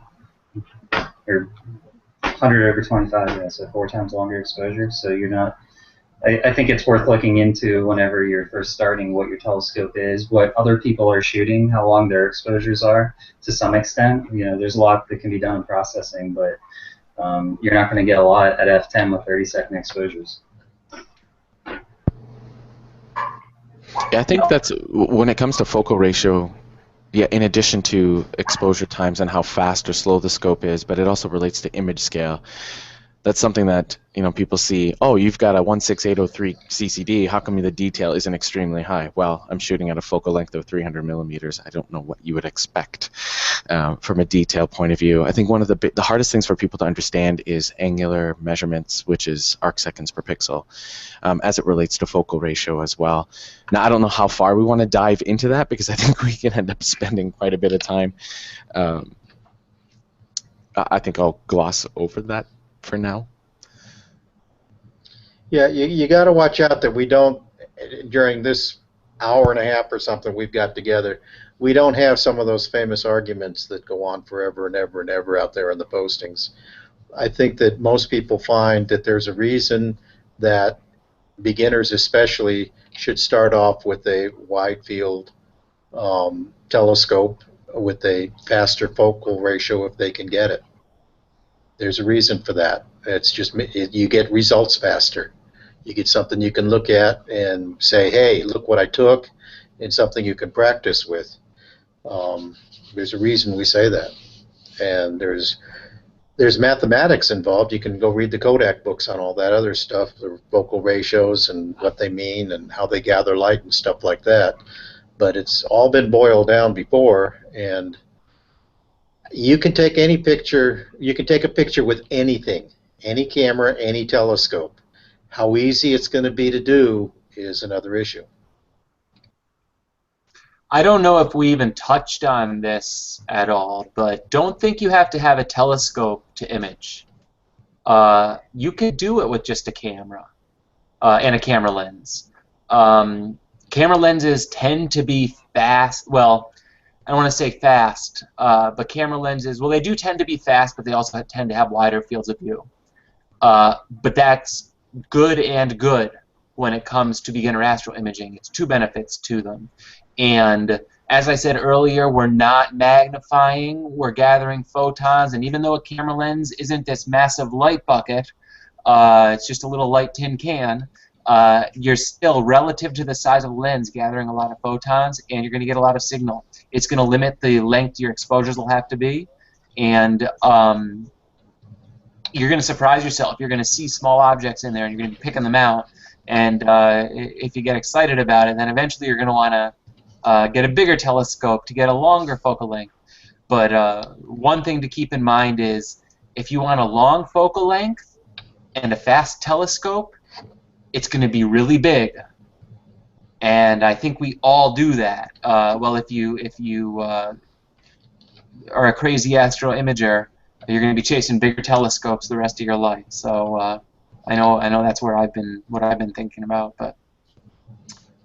Well, I mean, the way I look at it is I went from starting off with a 8-inch Newtonian on a CD5 to a C-Gem with the William Optic, and now I've got the C-Gem with the other William Optic smaller one, the 71 millimeter. I think it's all on what you like. Do you like wide field or do you like the close-up stuff? I guess it's all personal preference. Myself, I really like the wide field stuff. It's kind of exaggerated the problem. I got a wide field shot from a couple of weeks back. Your radius is too large. Not with the stuff. I like it say 5 pixels. You can see I still have lots of. Hold on, I have to. Sorry, I'm mounting Hytham because Hytham. I don't know if you were trying to talk to us or talk to somebody else, but it was really muted. So, Alex, go ahead. Can you see that picture? I'm sharing my screen, or I think I'm sharing my screen. I can see it. No, actually, I don't see a picture. I see your desktop. The preview in the now, do you see the picture? I only see the picture in the preview on the bottom left. I don't see it full screen. Okay, let me see if what am I doing wrong here? Share screen. I don't know how to work this. Screen share. Okay, now I'm back to me. There we go.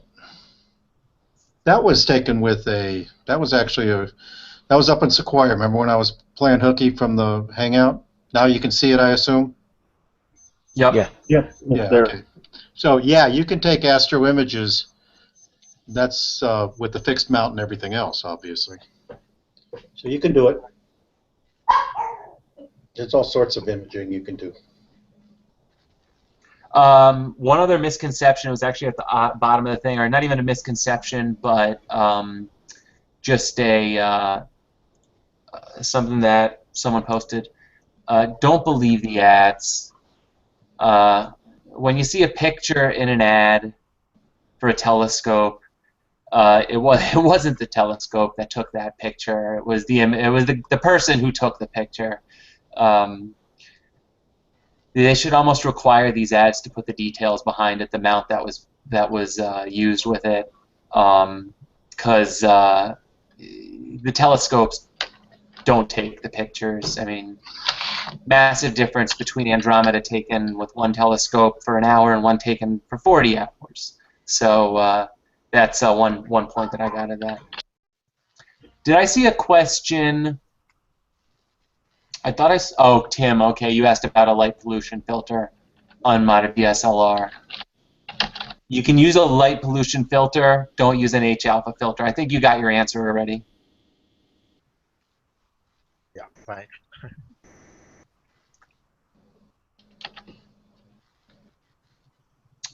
Keith, do you need to leave to let others in? Yeah, there's 10.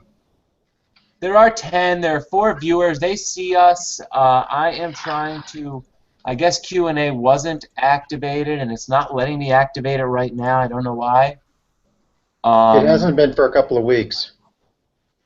Yeah. Huh. Yeah, there are 10. Can any of the watchers, can you get in on group chat? I tried earlier, can't. No, it would. If you guys try it, because there's no way we can tell if you can do it or not unless you show up. The 4 watchers that aren't active on the screen. You guys can make a comment in the comment on the Astro Imaging channel for this particular Hangout if you can't get in, and I'll see. I'll try and keep checking that. So it's pretty much right under where you clicked play, just in the comments there. Just say, I can't get on, I have a question, I want to ask it. You can ask your question there if you want. We will find someone to step out for a second. But for now, I think you're fine to stay in, Keith, unless somebody says otherwise. Any other misconceptions or any other things people want to go over? I've got one. Is that Ivor? It is. Go ahead.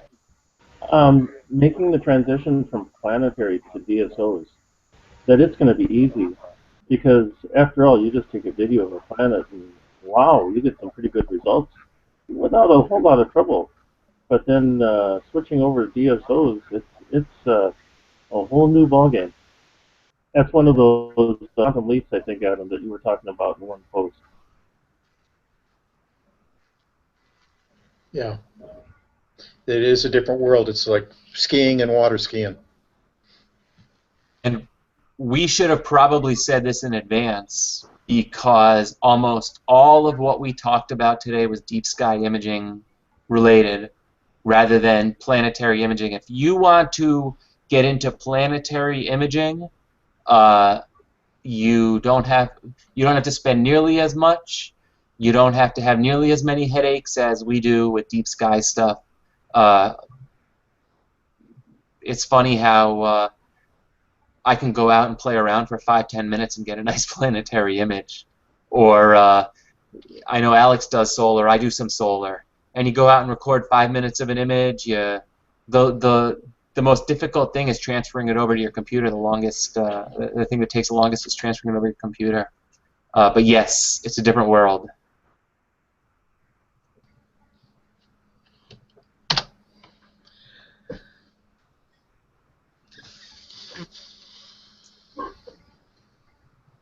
Alex says the sun changes. I agree. No, I think the sun's pretty interesting. It's you watch stuff develop across it. It's I don't know. You know what the other thing I like about it? It's easy for a lot of people to see. So I show it to my son on the computer, and he actually can be interested in it. The DSOs, for some reason, he's not so interested in, but for some reason his eyes light up when we're looking at the sun. Same thing with the moon, just a bright object.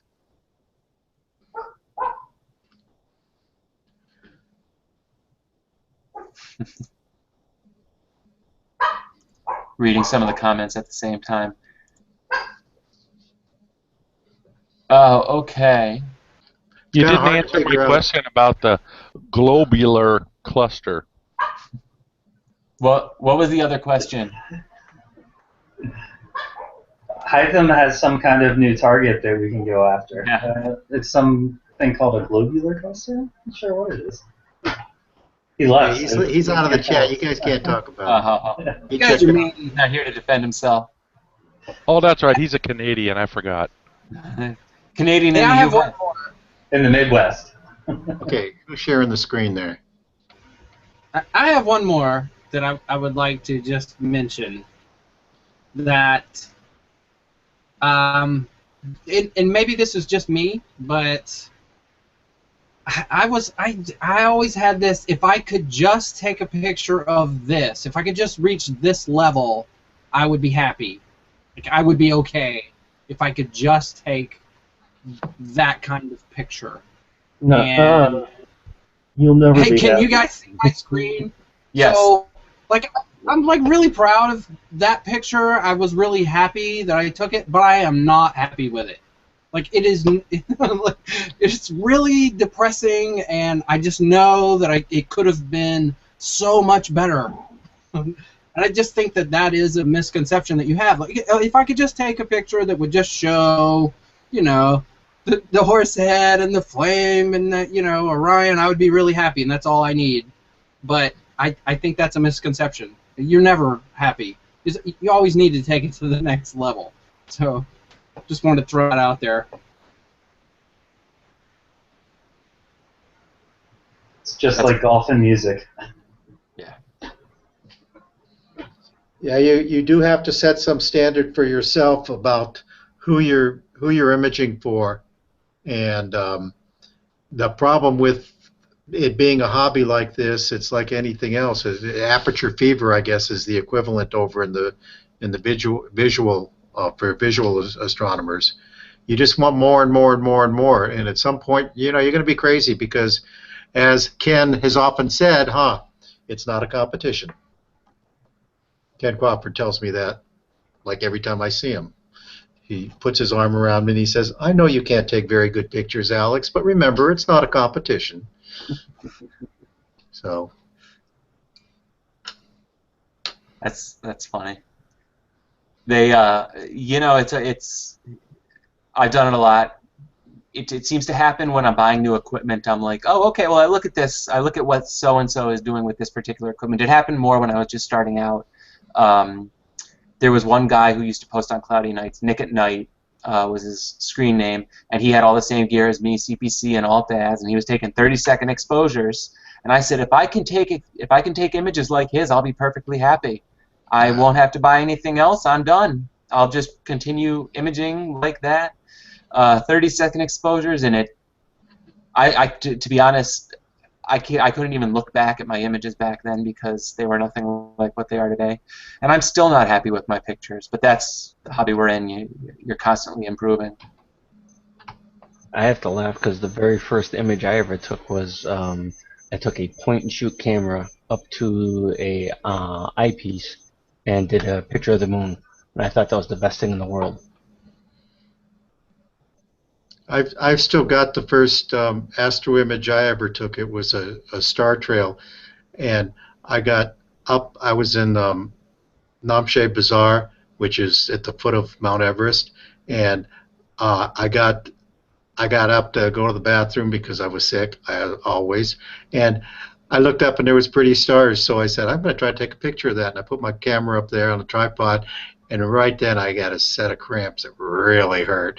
And so I went off and, you know, and I came back 15 minutes later and I had my first Astro image. I had set the bulb to go and here it was. And later on it came out beautiful. And there wasn't a lot of light pollution there, I'll tell you. So, hey, did you see that note about Michael Miller at 8:11 p.m. says he's going to do a demo on automation?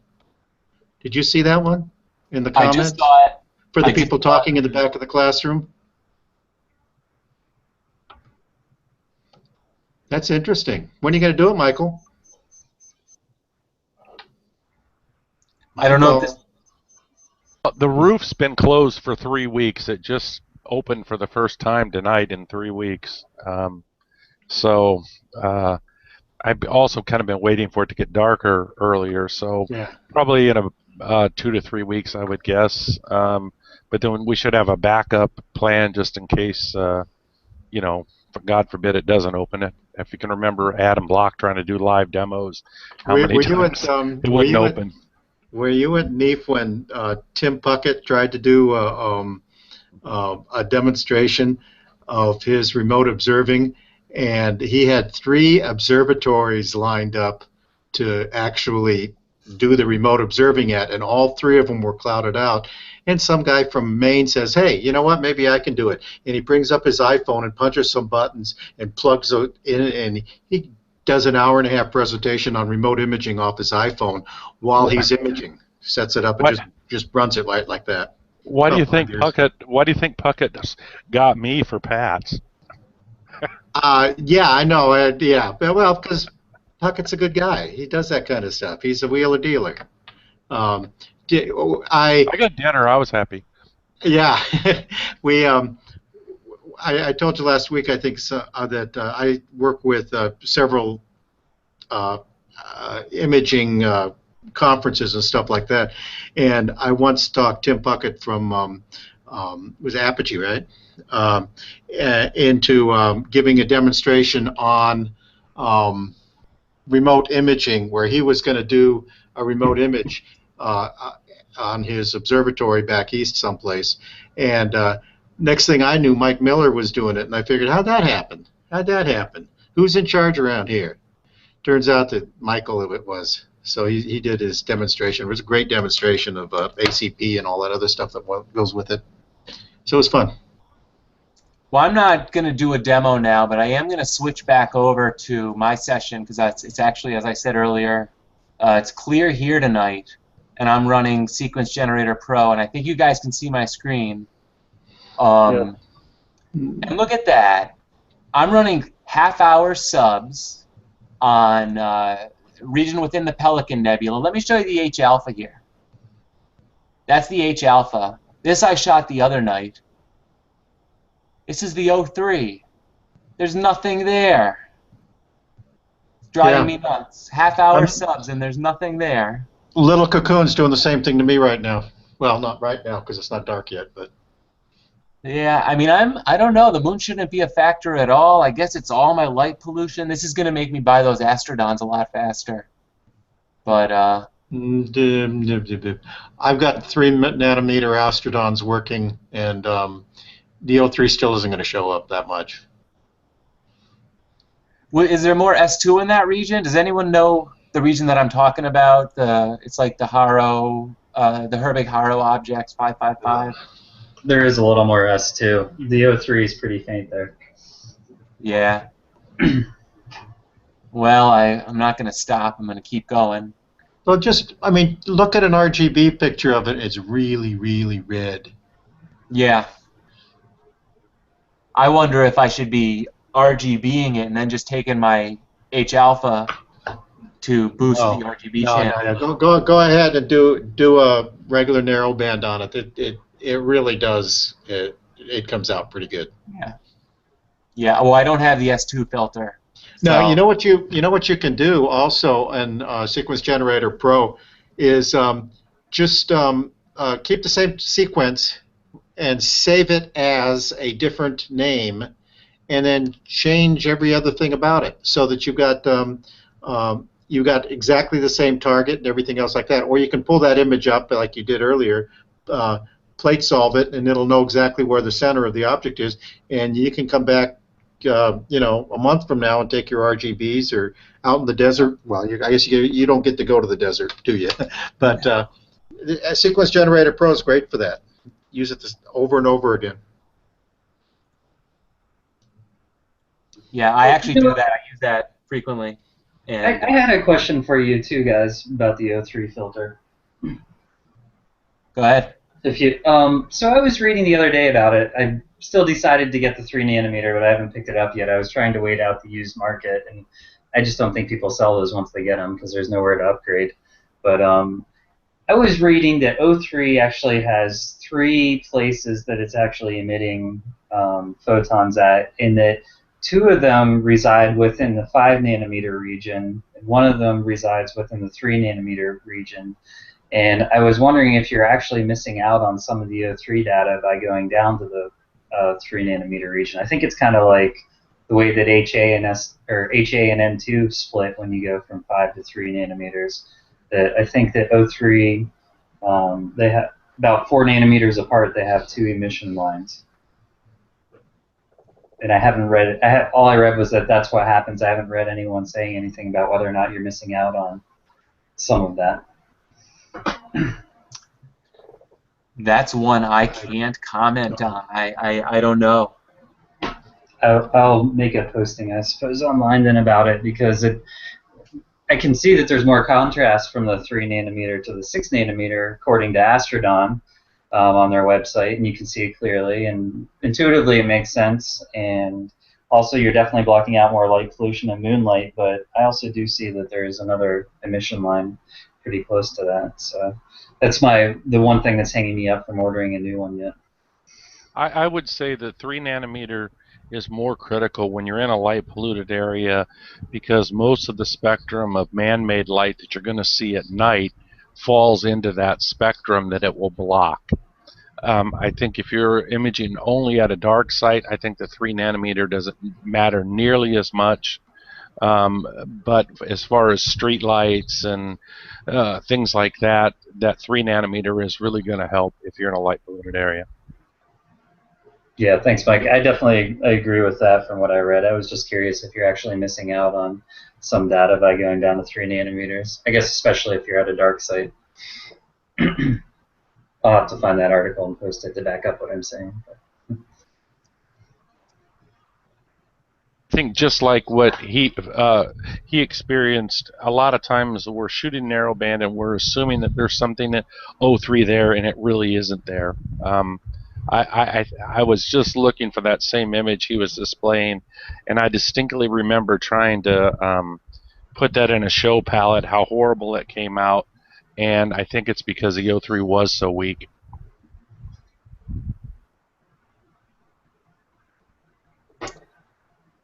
Yep. And I'd be really glad to hear the results of that. Again, I just want to say again, if anybody has DSLR data, first of all, we've had a lot of viewers tonight. I think we hit a record for how many people we've had watching. So I just want to say this again. Ivo Jager is going to be on next week, and he's asking for DSLR data to process. I'm actually lining up some other people. First of all, Mike, if we get lucky with your weather, then you are welcome to process. Frank from MetaGuide, I'm working on to go over MetaGuide and even Calibration, which is something I know a bunch of people are interested in. I'm very interested in seeing that. And Frank's kind of a bucket of knowledge as well, or a barrel of knowledge as well. So just a good guy to have on. I also reached out to Guylaine Roshan, who wrote Backyard EOS, and he might be able to go over that or some additional stuff. He's a really good guy as well. I met him at NEAF like 3 years ago, right after my son was born, and I talked to him 3 years later, and he remembered me, and he remembered my son and my son's name, which is surprising for me, at least. It's funny how astronomers, how tight-knit of a community is. I'm watching my my guiding right now, and I don't know if you can see. You can still see my screen, right? Yeah. Look at that guiding that I have going on. Oh, what happened? Deck jumped. Oh no, you know what that is? That's because of the dithering, I think. But my guiding was really, really awesome, and I wanted to show it off. And now it doesn't look as good. But that's not because of your dithering, though. The last time that big one is, but these little ones that are just happening lately are from something else. Those are because you wanted to say something about it. That's why. Yeah. No, I just pulled it up. It was actually much, much lower, and I just saw my star was lost. So I'm wondering if something's going on here. I'm not yet close to the meridian flip. But this big spike over there on the left is dithering, and then all the little ones, that's just 2032 focal length. So that's what my worm gear looks like. And I did this in I polar aligned and drift aligned before I did this session, just as it got dark. So this is about a 25-minute to half an hour polar align. And hey, back to what John said earlier. Can you put that on like 2 arc seconds and 400 to see what it looks like? Because like you've got good stars probably on your subs, but if you drop to 2 arc seconds and then do your timeline to like X400 to see what the graph looks like. It'd be X50, I think, a shorter amount of time. Is it? If you want it to look spikier, go to 2 seconds in X50. That's X400. So you are seeing a little bit of a sawtooth pattern going through there. That could be polar alignment, But let's see. Oops, hold on. That wouldn't be polar alignment. That's got to be either just seeing is jumping around a little bit, or your guide corrections are a little bit too aggressive. Could be, yeah. I'm doing this remotely, and it's not letting me click anything right now. I don't know why. Yeah, and your minimum motion is like really awesome. It's like you should have good seeing to have that minimum motion, right? Is that correct? In fact, I'm usually at 0.25 with the edge. I left it on these settings because I was using this with my William optics. It actually did when I played around with it. Having a lower minimum motion did help a little bit. I think the Mach 1 can handle it, but normally I'm at 0.25. It's not letting me click anything. I don't know why. Am I on the wrong screen? Hold on, I don't know why it's not letting me click. Are you off-axis guiding, or are you Yes. doing? I'm off-axis guiding. No, because I know when I off-axis guide, well, what's your focal length that you're guiding at? 2032, but the off-axis guider has a built-in 0.7 times reducer, so roughly 1400. Okay, because I've heard some people, I know, like with me, but I'm only focal length of 370 or 341 or something like that. My seconds that I have mine set to for the PhD2 is 7 seconds for guiding. Adam, you have somebody jumping in front of your guide cam. I know. That's what I'm seeing right now. I keep losing my star. And unfortunately, I just updated to PhD 2.3, and I'm thinking it didn't save my my dark frames in there, because a lot of what you're seeing are hot pixels. So I'm actually going to make a huge mistake that I wouldn't normally do, and try and pick a brighter star and hope it's not a hot pixel, and see if I could quickly guide on that in the middle of an exposure, so like a big no-no. Oh, you have an astrophysics mount. It's okay. Yeah, I could probably get away with it. Well, I'm still at 2032, so we'll see. I've done this with the William optics, and it was fine. And it's narrow band, so it'll take forever for anything to show up. Yeah, that's a good point. That's a good point. And I'm not getting any data anyway, so. Why not? I don't know. What is this? This is just for narrowband star color, pretty much. Narrowband star color? Well, because I'm not getting any data, so I guess it's just gonna balance out my. In your O3? In my O3, yeah. No, there's a little bit there. You're still getting data. It's just not. Yeah. Blue. Not much, but there's something in there. Let's see. Yeah, I'm guiding on a hot pixel, so. You guys. No. Now that you've done it twice, we got to tell you, all that stuff we said about it doesn't matter. You do it 2 or 3 times, it's going to start mattering. Yeah, I know. I already blew this sub. I'm okay with that. Does SGP have a routine for stopping a sub when a star gets lost, or signal to noise going down too far, or anything like that, and then starting up another one whenever guiding gets, or also I guess stopping when guiding gets really bad and then starting again? Yes. What SGP does is it keeps trying. It lets PhD search for a lost star until the sub-exposure is over, and then it kind of assumes that it's cloudy, and it gives you the option to go into recovery mode, which every set period of time will try and pick up another star all over again, and will then, if it picks up the star, will start up again. If it doesn't pick up a star, it goes through that set period of time and does it all over again. If you have it set up the way you want and it doesn't find a star after however many times, then you end up then it will park the mount, close your roof, etc. Well, that is not a hot pixel, so I'm back on my star, but we'll see if I got any drift through this. Looks like I got a lot of drift.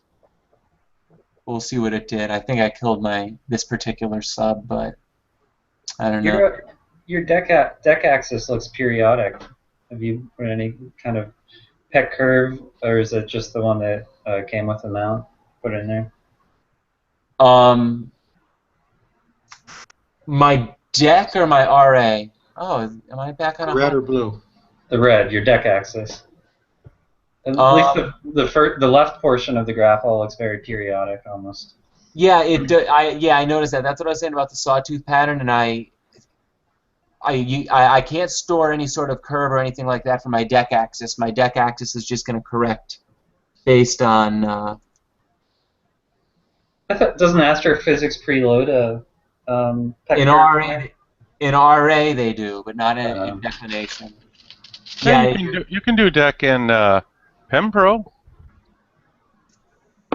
You can store a deck curve, or you can do a curve. A PEC curve. There's no period to correct, and right. Yeah.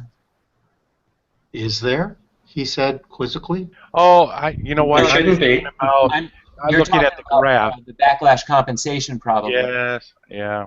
Yeah. Yeah. That I wanted to try. I didn't get around to it. You know, it's probably cloudy outside. I can't figure out why I can't find a guide star. I don't know. Sometimes I go out in my backyard and I look up and it's like really weird. I didn't know it was like that out there. Like it's cloudy or something. Well, here's my last 15-minute shot. Where are you?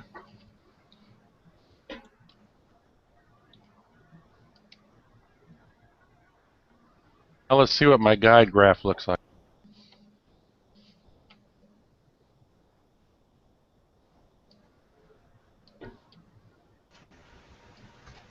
Are you imaging right now? I think he is. What time is it? 8:30? It's just time for my sequence to start, but I've been in here playing with you guys, so.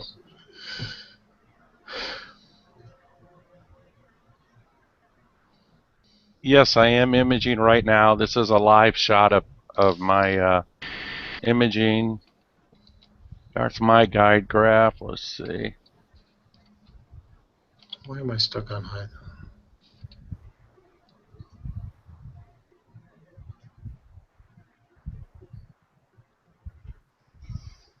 I don't know. Can you guys see that? Yeah. I like the new interface for Focus Max 4 too. Yeah, it seems to be getting a tighter curve. Well, I'll see long term when I compare. But this is the guide corrections and Maxim 6. And that's with the single star, or is that the double star? No, that's single star. I don't need multi-star guiding because I'm using a guide scope.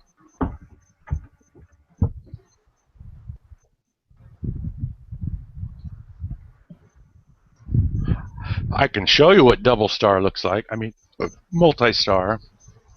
If I switch this to go to track box size, go to multi-star guiding, guide expose. I'll probably screw this frame up doing. Oh, it won't let me until I stop it. Expose, start. There's a multi-star, track, start, and you'll see it's probably not going to be that much better on my graph than what I already had.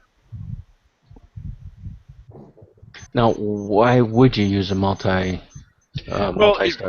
It really helps when seeing becomes an issue. I mean, we can see right here if it produces a flatter graph or not.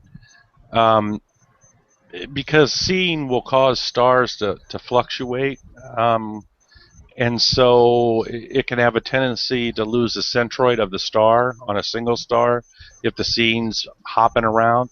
So since the multi-star is taking a few different stars and averaging the centroids together, then it will compensate for that.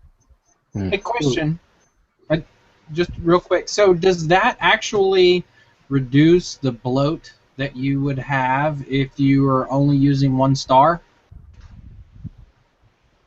Well, bloating can be caused just by seeing. It can be caused by poor focusing, or it can be caused by the guiding moving around a little bit too much. But usually guiding errors are cause misshaped stars.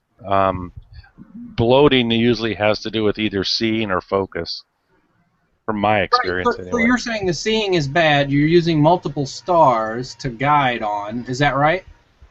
If seeing was bad, then I would use, I could use multiple stars to guide on. It becomes more of a help for people using OAG, because if they can get more than one guide star in there, because sometimes it becomes difficult with OAG to keep a strong centroid. So if you have like 3 stars in your field of view or 4 stars in your field of view, then it enables you to get better guiding. Okay, thanks. So my field of view for my guide, this is see how many stars I've got, to choose from. But if I was OAG, I might only have a little square in here.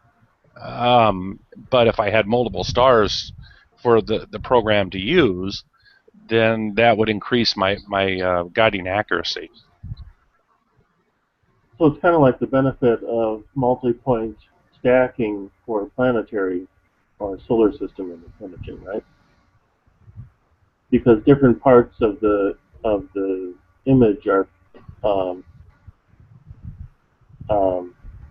the atmosphere is bouncing around enough that it makes a difference. Yeah, I mean, if you want to tell if your seeing is bad, I always like to say, well, I don't know how you do it in other programs. If I was in focus or in ACP, for example, or I mean using this program, if my seeing was really bad, and right now it's telling me my seeing's really good, but this star would sit here and start misshaping. You could see it. It would start. You blow it up, and you'll start seeing it change size. That's a good indication of how when seeing is really bad, because atmospheric refraction will cause it to distort. Right. And right now, those stars are staying pretty steady, so the seeing's pretty good right now. And maybe that's why I don't see a lot of benefit. Where is this scope located? In New Mexico. At a mountaintop at 7,000 feet. But yeah, looking at the graph, I really don't see that much better from the multi-star than I do with a single star on this shot. The graph's really not changing that much. Where I did see a difference is when I had thin clouds and stuff that would move through, and I would start to get star fade because I had a cloud passing over.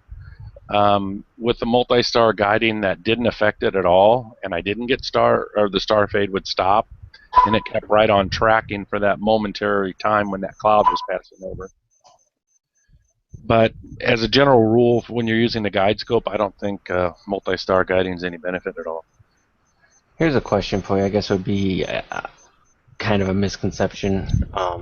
Is PEC guiding or PEC training and then doing guiding? So everyone says, "Oh no, you don't need to PEC train if you're guiding." I know I've got a CGEM. It's not necessarily the best mount, but I can still get 20-minute subs.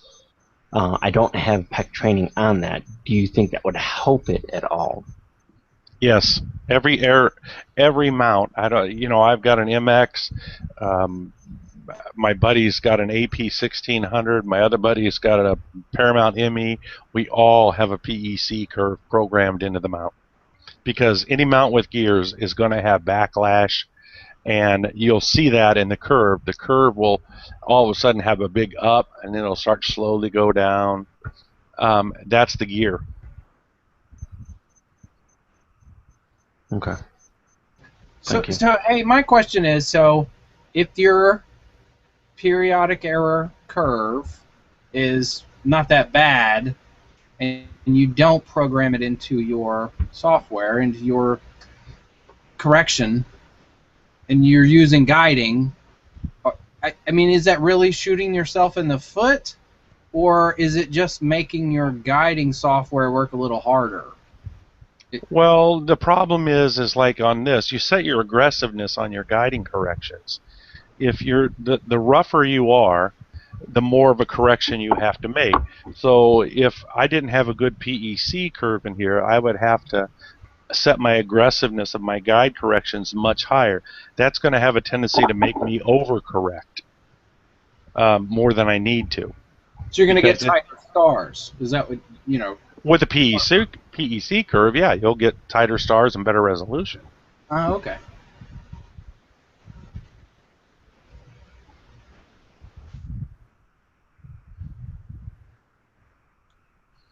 The other thing is with a PEC curve is correcting at the right time. With guiding, you're correcting 3 seconds behind, 6 seconds behind, so it may not be keeping up exactly as you would like. I did discover what my problem was. Oh, I went into recovery mode. I wanted to pull it up. Let me see. But my problem, of course, is clouds. It got cloudy. So you see, this is recovery mode on in Sequence Generator Pro. In 4 minutes and 35 seconds, it's going to plate solve the field. And if it successfully plate solves the field and centers the object, it's going to start guiding back up, and it's just going to jump back in. For me, it's not going to work because PhD right now, as I said, I have a lot of hot pixels in here. When I upgraded, it didn't store my old darks, so I have to go in and reshoot them. Are you guys seeing Adam's screen? Or Michael? Yeah. Yes. I turned my screen share off. Yeah, I think you see my screen. Yeah. Yeah. But I'm not doing. I had to stop my imaging. Lots of clouds out there, so.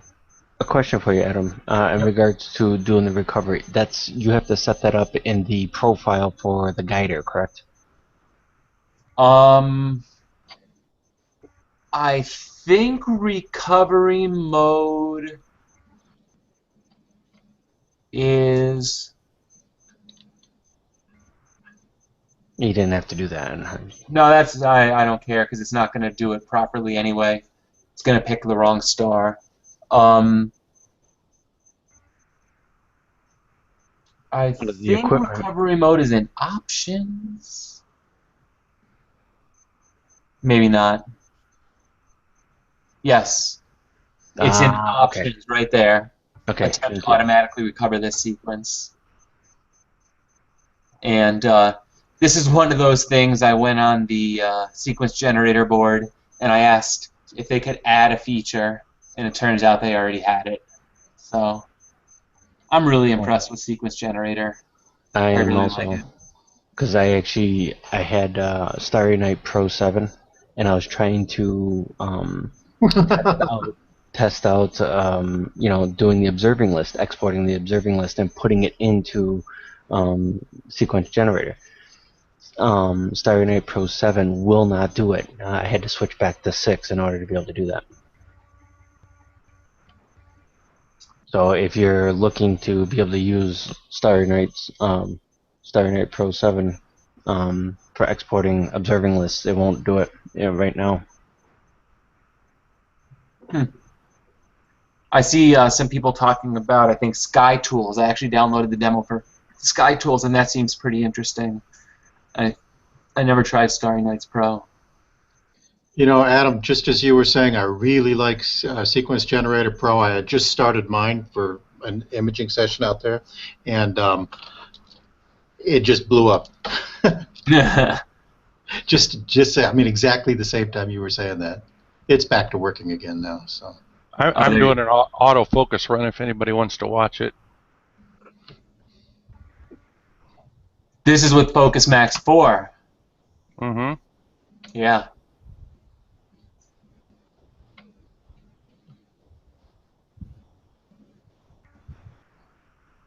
I only see Adam's screen. You would have to click Mike's name, if you want to see his screen. Thank you. Otherwise, whoever's talking, you're gonna concentrate on.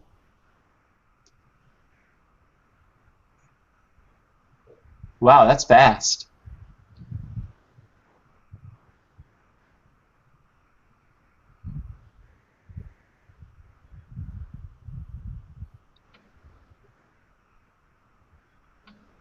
Yep, that's a nice tight focus for this scope. 3.46. 3. Oh, it's checking both sides now. This is a new feature. Yeah, that's right. They said they were gonna check both sides instead of just the one side. Yeah, and I definitely got a tighter focus. What is that? Both sides of the field of view? Of the curve. It's checking the star at multiple points. I think. I have to think of how he said it. It's pretty much the in and out of focus. Yeah. It's checking both sides of it. Oh, it goes both ways. Okay. And see which way gets tighter. Gotcha. That's the one thing I wasn't sure about with Sequence Generator Pro is, I guess I got to look into that more. Is it maybe it just seems too simple to get the focusing. I am getting good focus stars, but it just seems like it's just way too simple compared to what Focus Max was. This is probably half.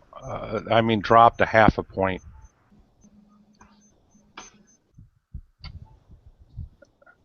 Why am I getting star faded all of a sudden? Oh, damn it, I switched the guiding all around.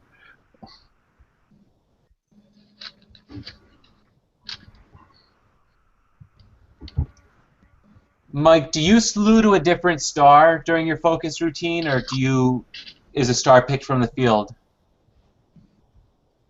It does it automatically. So right from the field you're pointed at, your mount doesn't have to slew away? Yeah, it's taking... see, I screwed this up by switching to multi-scar guiding. Dang it.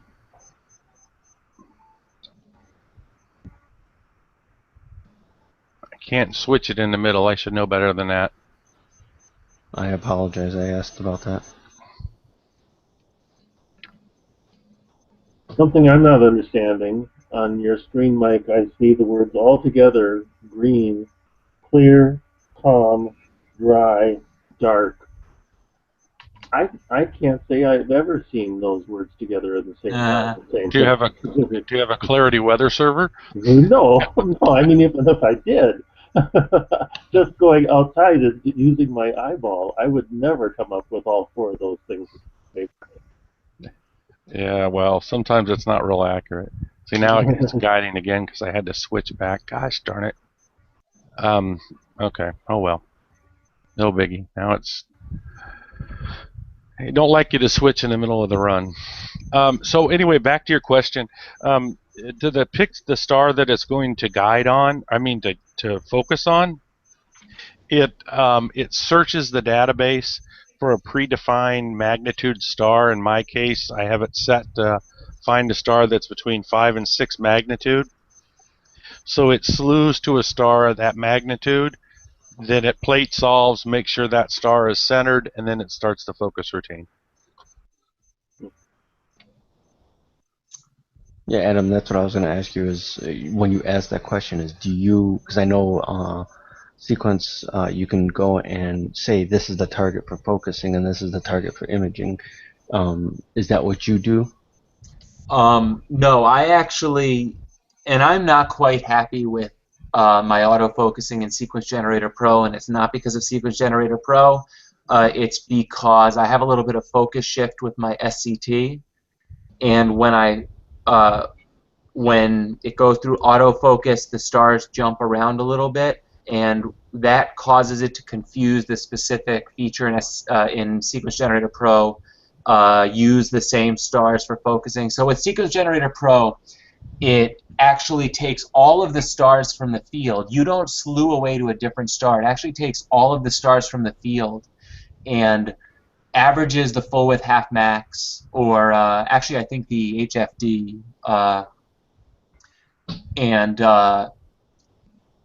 so you don't end up having to slew away, but in some cases with an SCT you don't have a lot of samples. You might have 8 or 10 good stars that it's reading from, and that really isn't enough samples. Then when the shift happens, it might only pick up 4 of them, so it ends up being a little bit confusing. I'm still trying to work through that. I've worked on backlash compensation. I've done a bunch of things, but I'm just not 100%. I finally got beyond the point where I now let it flip on the meridian while I'm still sleeping, but I wake up to focus just to make sure it's focused properly, and I usually doesn't do it on the first try for me. It usually takes 1 or 2 tries. In addition to that, my STF throws blanks occasionally, and that messes up the focus routine in Sequence Generator Pro. Frequently it crashes it, so that kind of stinks.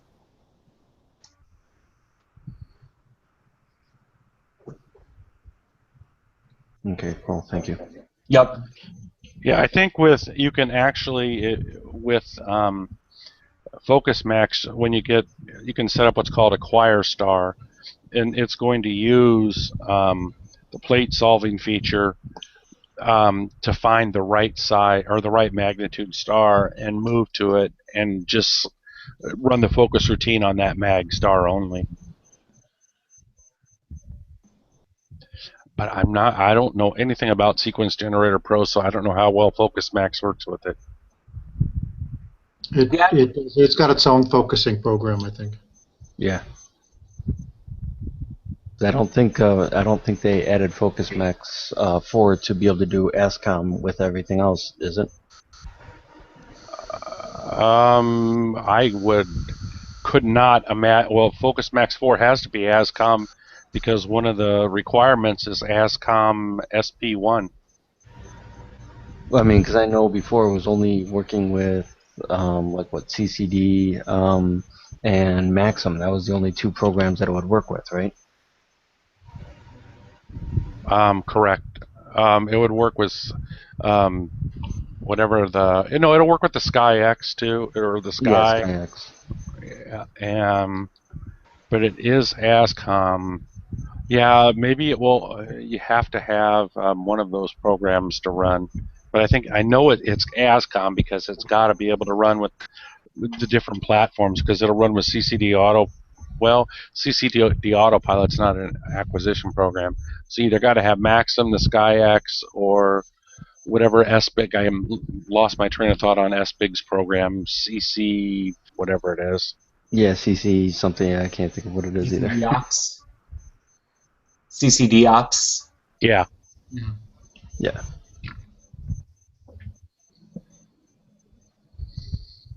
That was the only thing I didn't like about with the Focus Max is it can only work with those couple of programs. Yeah, I don't know if I don't see a change in that because there was no other selections for the acquisition software. I think, yeah, that is, and I will not sit here and try to say that Focus Max is better than any other focusing program because I don't have the experience with the other focusing programs to say that. One thing I wonder about is how accurate would it be if you just used temperature compensation? And I know it probably depends on the telescope and how repeatable the focus is when it shifts through temperatures. But I always wonder about using temperature compensation and then filter offsets and whether that would be sufficient. And I don't know if anyone here. I use filter offsets already. I only focus with luminance. Mm-hmm. And the focus offsets are all programmed into Maxim.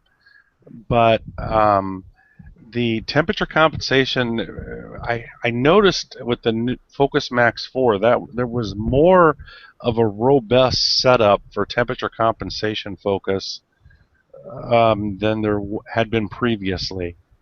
So I think that that's something they've worked hard to integrate into the program, but I've never used temperature compensation before, so I just don't know that much about it, but I know it definitely stood out in Focus Max 4 where it didn't before. Yeah, that would. I keep thinking that would solve my problem if it worked well. I just don't know. A lot of people say they don't use it. They use a different. They just use autofocus. And I think autofocus is best if it works every time, but for me, I'm just having troubles getting it to work every time. Well, you set your in Focus Max. You actually set your parameters of what's a good focus and what's not. And if it isn't able to achieve the HFD that you set as your minimum, then it rejects that focus and returns to the previous position. The problem with your SCT is you really need to focus more frequently because of that closed tube. Your mirror is moving, and your focus is really shifting with an SCT. That's probably the most critical OTA to focus with frequently. Yep. Yeah, I think Jerry Lodrigus has something out there, and he goes into the critical focus zone using the old critical focus zone, and I was surprised. I think every 1 degree Fahrenheit, you move through the you move through and out of your critical focus zone with an SCT. So now you are at f10, so you barely noticed it in the stars. But if you're imaging critically, then you are losing detail. Tim, no, I'm using a lodestar, and I said it earlier. A lot of those stars are actually hot pixels because it's actually cloudy right now. So that's why that star keeps disappearing. Can't you subtract the dark from that? I can, and I had my dark library saved in here, but I just upgraded, and for some reason I don't think it saved my dark library. Retake them. Hold on, let me check it out. So retake them as you're waiting. Because I have to walk out to my telescope. Yeah, he's got to walk out and cover up the camera. Oh, that's right, because with my STI, it's already got a shutter on it, and I forgot about that. I bought an STI for that exact reason, and I prefer to deal with walking out to the telescope and putting the cap on it because the Lodestar has a slightly bigger sensor, right? And I just really need it with the SCT. I just need that little bit more field of view to help me find a star. Not so much this time of year, but in galaxy season, definitely. Isn't the QHY5L, isn't that the newer one of that? Isn't that even bigger than the Lodestar, the sensor? You know, I don't have that camera. I'm not sure about the size of that sensor. Pixels are smaller. Pixels are smaller, yeah. I'm not sure about the overall size, though.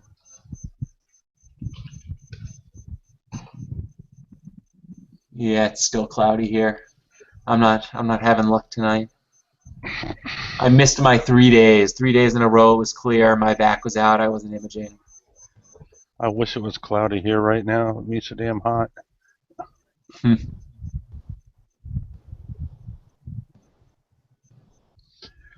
Why does my AC go out on a Sunday night? Oh, that sucks.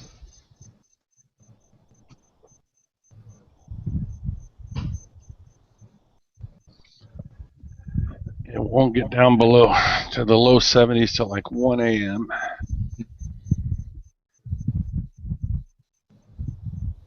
My kind of weather. They're actually calling for possible high 40s here in Buffalo this week. Jesus, weather is all screwed up.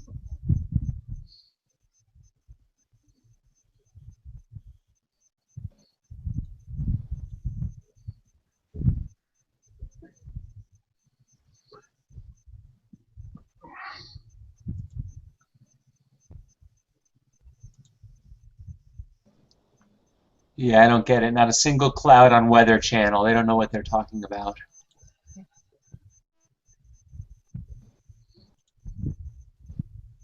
So again, Michael, what are you using for your guiding software? I'm using just Maxim. Maxim? It's Maxim 6, actually.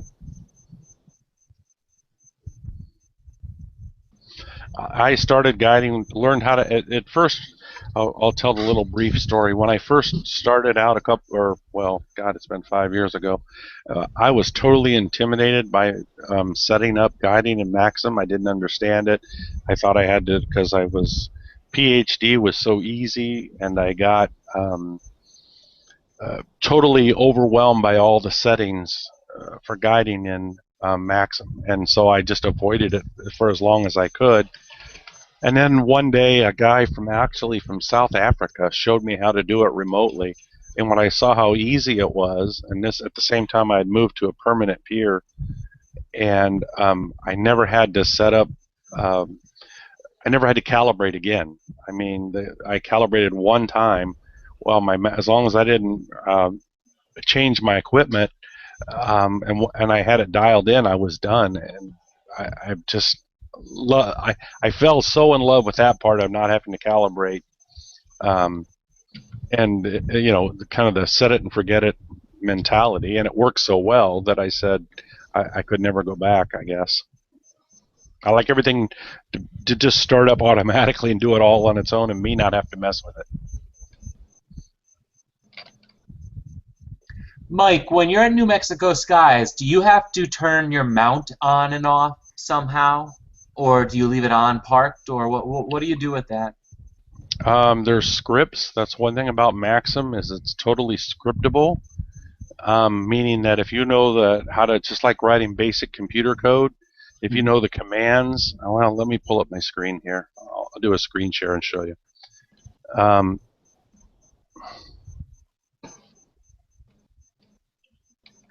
right, screen share. Okay, team viewer. Okay, so in Maxim, you can write, these are all scripts that tell it what to do. So in this case, I can have it set up to run, let's see, that's not the one I want. I want scripts, ACP astronomy. No, they moved it. That's right. It's down here. Program files, ACP observatory control, scripts. So I can run. I have two programs. I can run this script.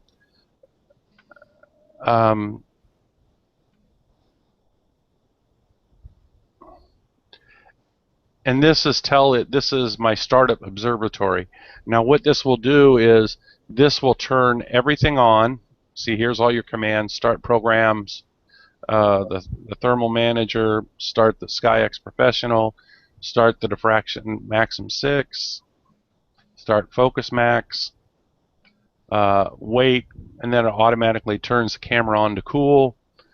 In this case, I've got it set to cool to 25 degrees. And then it's done. Now I can do the same thing with scripting to shut everything down. It will turn the power off to everything. It will park the scope. It will cool or warm the chip back up. It will do everything. In my case, I can run a program that was extra called Scheduler.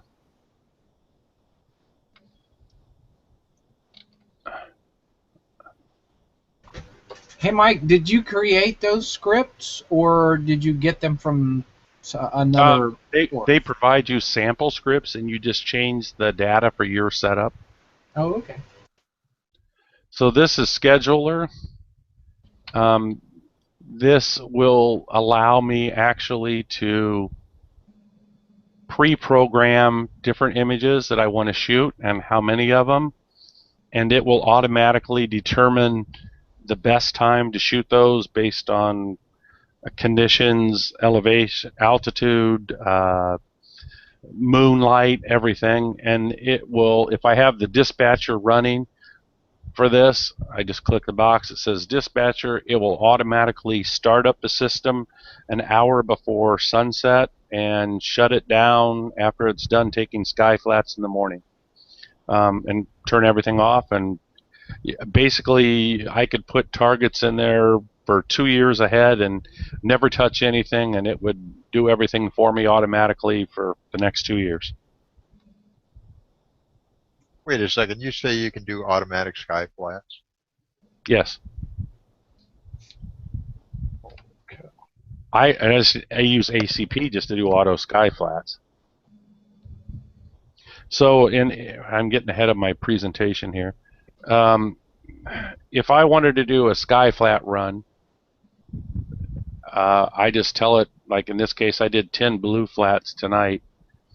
I just tell it how many of what filter I want, and it will automatically, and how many of them I want, and it will automatically start taking little sample images until it gets to the right predetermined brightness level, and take all the flats and record them or send them to me. So in my case, I have everything uploaded to what's called Dropbox. I have a Dropbox account, and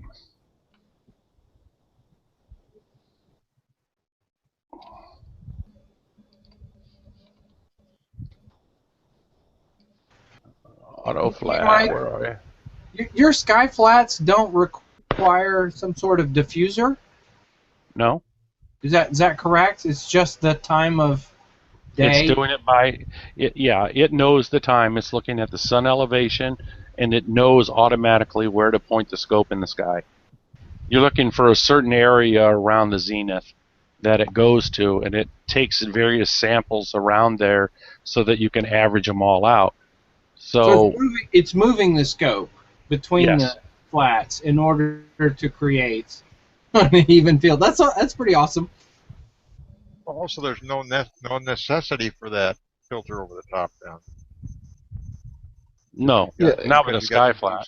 Because you got so, right. Oh, okay. Because it's not necessarily moving the scope; it's actually adjusting the time for taking the flats. Correct. The position and it's trying to hit areas with fewer bright stars. Right. But you got I think a 30-degree area around the zenith. Don't quote me on that, but so this is a blue flat that it took earlier. And there's one thing about Maxim that I don't like, is it displays information very poorly in comparison to when I open the same image in other programs. So this is a blue flat that I took earlier. It's still not displayed exactly right, but that would be all gray if I opened that up in PixInsight or CCD. You need to drive out there and clean that sensor. Just a quick plane ride away. Yeah, well, flights in are expensive, and then it's a hell of a drive from any airport.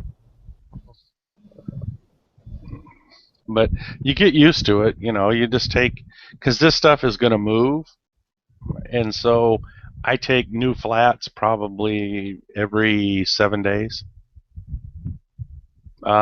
If I see something that appears that it's not taking it out of the image, then that night I'll shoot more flats, and then I'll have to reprocess everything.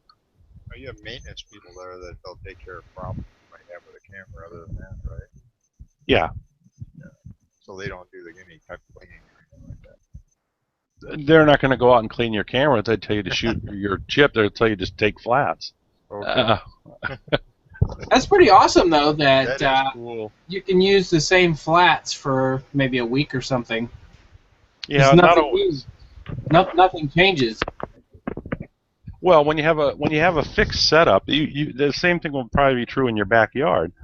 If you leave your setup the same always, your camera angle never changes. There's not as much opportunity for dust to get in if you're not taking it on and off. A fixed setup just makes life so much easier for imaging, whether you're in New Mexico or in your backyard. I was just under the understanding that your sky flats had to be covered. The scope had to be covered in order to take them. No, not at all. Okay.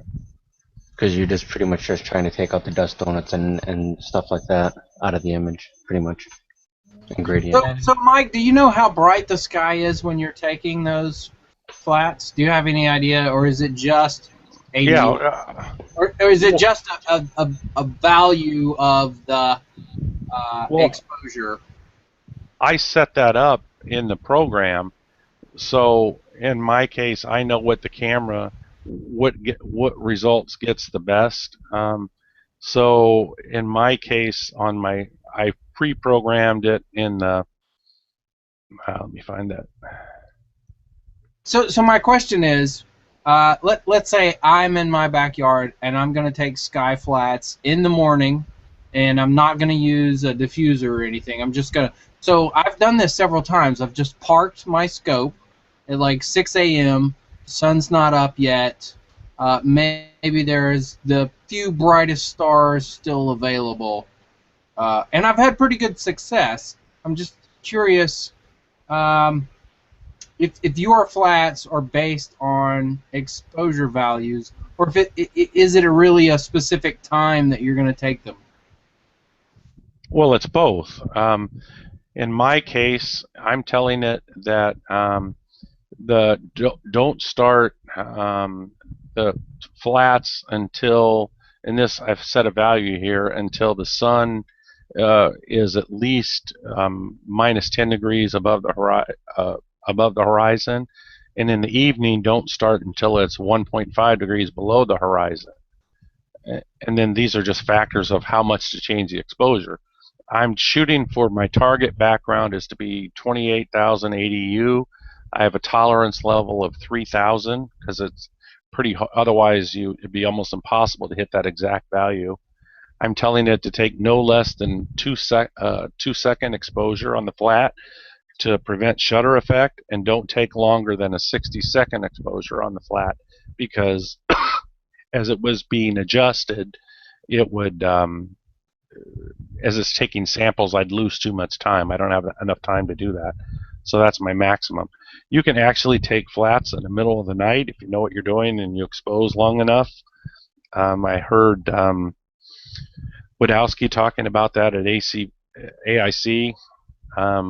How professional astronomy observatories will take hundreds of flats in the middle of the night, and by averaging all the flats together, they get rid of all the stars, and it works great for their optical system. But the way we typically take flats, this is how this is automated. Is this, once again, is just scripting. This is not, ACP is nothing more than like Windows is to DOS. Windows tells DOS what to do. It's a shell program. ACP is the same thing with Maxim. It's just taking advantage of all of the stuff that's already there and making it a simple process. So I set this up, tell it what I want the background to be, and then everything else comes into an automated system. Here's where I can set up my sky flats. Here's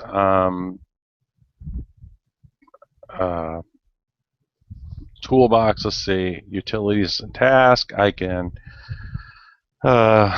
sync my scope if I need to. If my scope was lost, I can use all sky plate solving. It will automatically send it off to that astronomy.net and resync the scope. I can do my filter offsets, or I can focus using Focus Max, but that's done automatically. Calibrate my auto guider will do it for me. Use a pointing corrector. In my case, I don't use that with MX mount because you have to use the Sky X. Determining your limiting magnitude and corresponding exposure duration. Measure your sky noise or your sky glow and tell you how long of pictures you can take. Determine and configure your filter offsets. That process takes about an hour and a half because it's going to take so many samples of focus and come up with the best offset values. So everything else becomes real automated. Now I can run this from anywhere. I can run this from my phone, you name it. But I'm getting way ahead of myself here. So do you take flat darts or just flats? I just take flats and then I calibrate them with bias frames.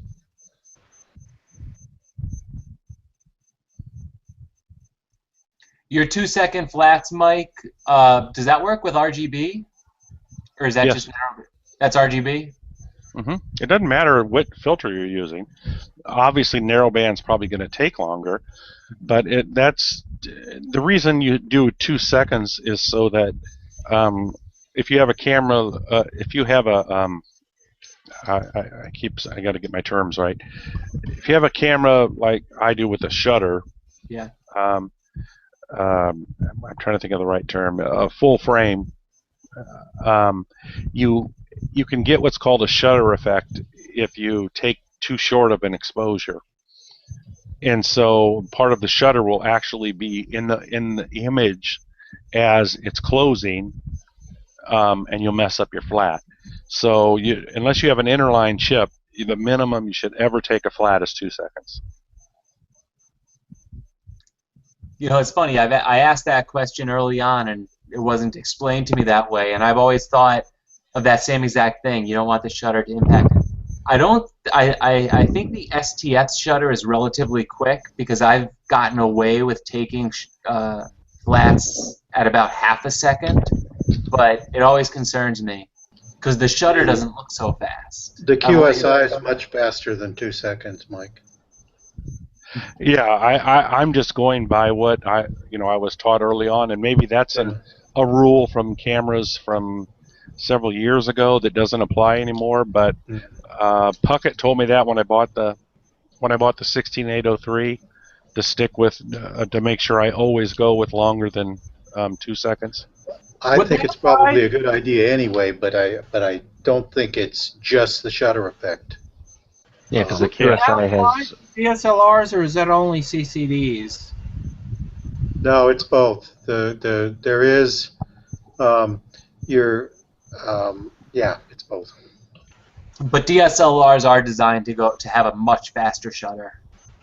I don't think a CCD can manage 1/4000th of a second. I don't think any CCDs can do that. So I think the DSLRs you can get away with a lot shorter of an exposure. Well, the QSI has a mechanical shutter and well, mine has the electronic shutter too. The Sony chip has the electronic and the mechanical. Oh, that's yeah, that's a real benefit. Even with I've gotten the flats down to 0.004 of a second. Yeah, like you said. Oh, really? Wow. I use that EL panel for taking my flats.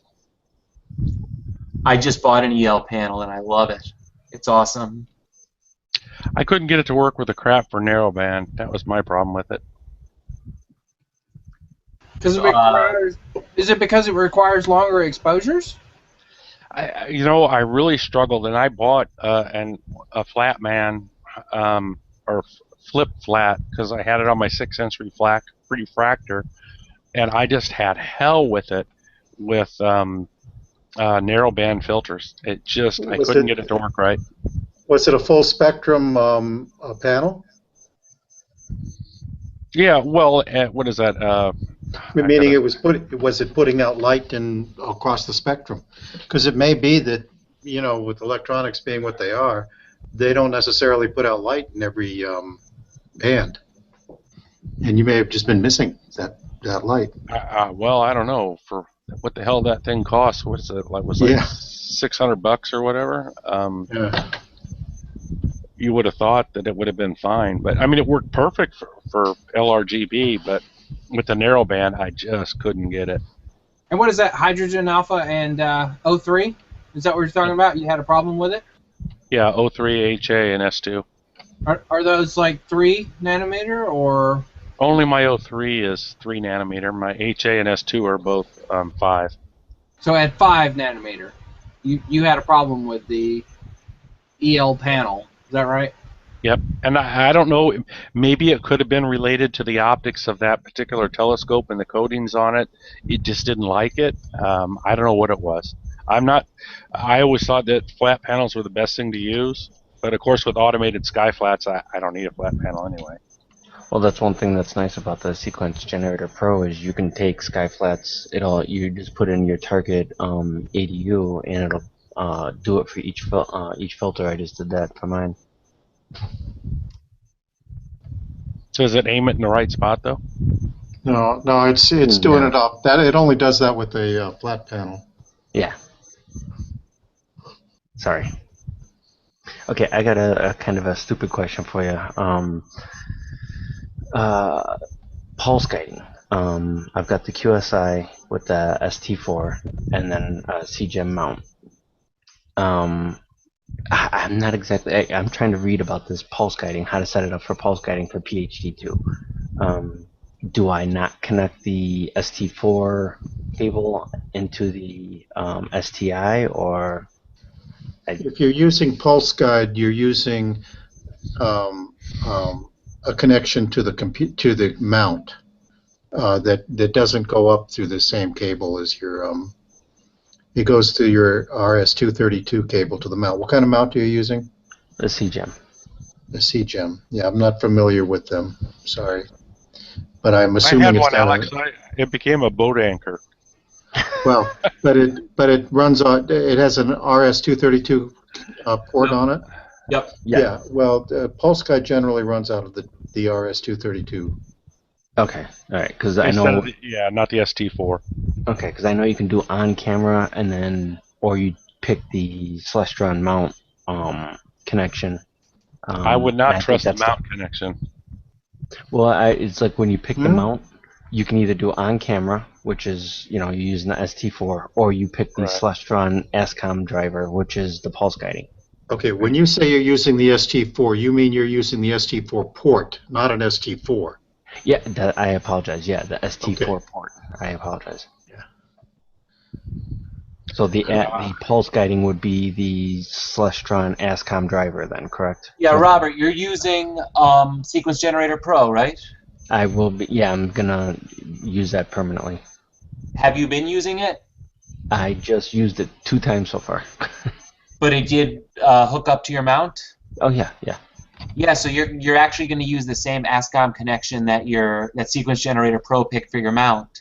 And if Sequence Generator is linking to your mount, then it should link to your mount no problem, and it should send commands back and forth no problem. Okay, no problem. Cool. Yeah.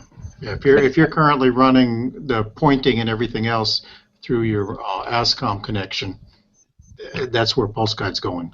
Okay. I just wanted to make sure that I did have that set up correctly for the pulse guiding and that. You can try it. My experience has been that pulse guiding has never worked as well as the ST4 connection, but maybe there's something different. I've heard the opposite. I've heard it both ways, and I switched over to the ASCOM guiding just because it saved me a cable, and I used the Lodestar, and I don't like the Lodestar cable. Yeah, that suckers. Alex has got stories about that. I built Alex's mod on that Lodestar camera. I didn't end up using it though. Yeah, I don't use it either. I just never unplug the thing, so I just leave it there. That's another great thing about a permanent setup. If you're not taking in and out, it don't get messed up. Yeah. Yep. So let me dumb it down for a minute. So if I'm using a DSI camera and a separate guide scope, and I'm using PhD, and I'm not going through the mount, which type of guiding am I using? How do you connect your DSI to the mount? It's not connected to the mount. It just connects to the computer. Okay. Well, the computer's sending it. ASCOM. Are you using the right? Are you using a GP USB or anything like that?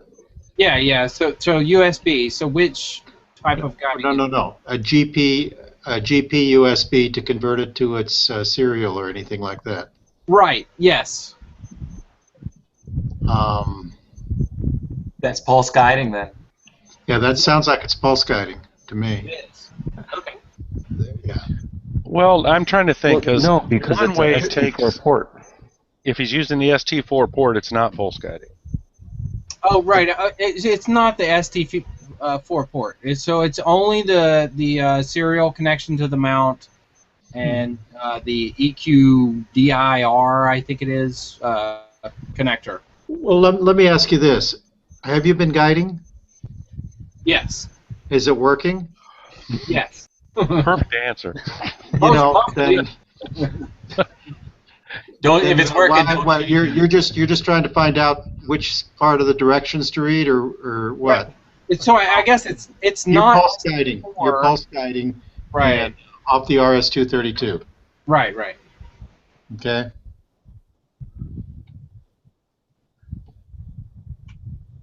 You know what they say, if it works. Yeah. Sometimes people ask me questions, like what auto guider do you use, and I'm thinking like, oh shoot, I can't remember. When's the last time I thought about my auto guider? Yeah. But that's, yeah.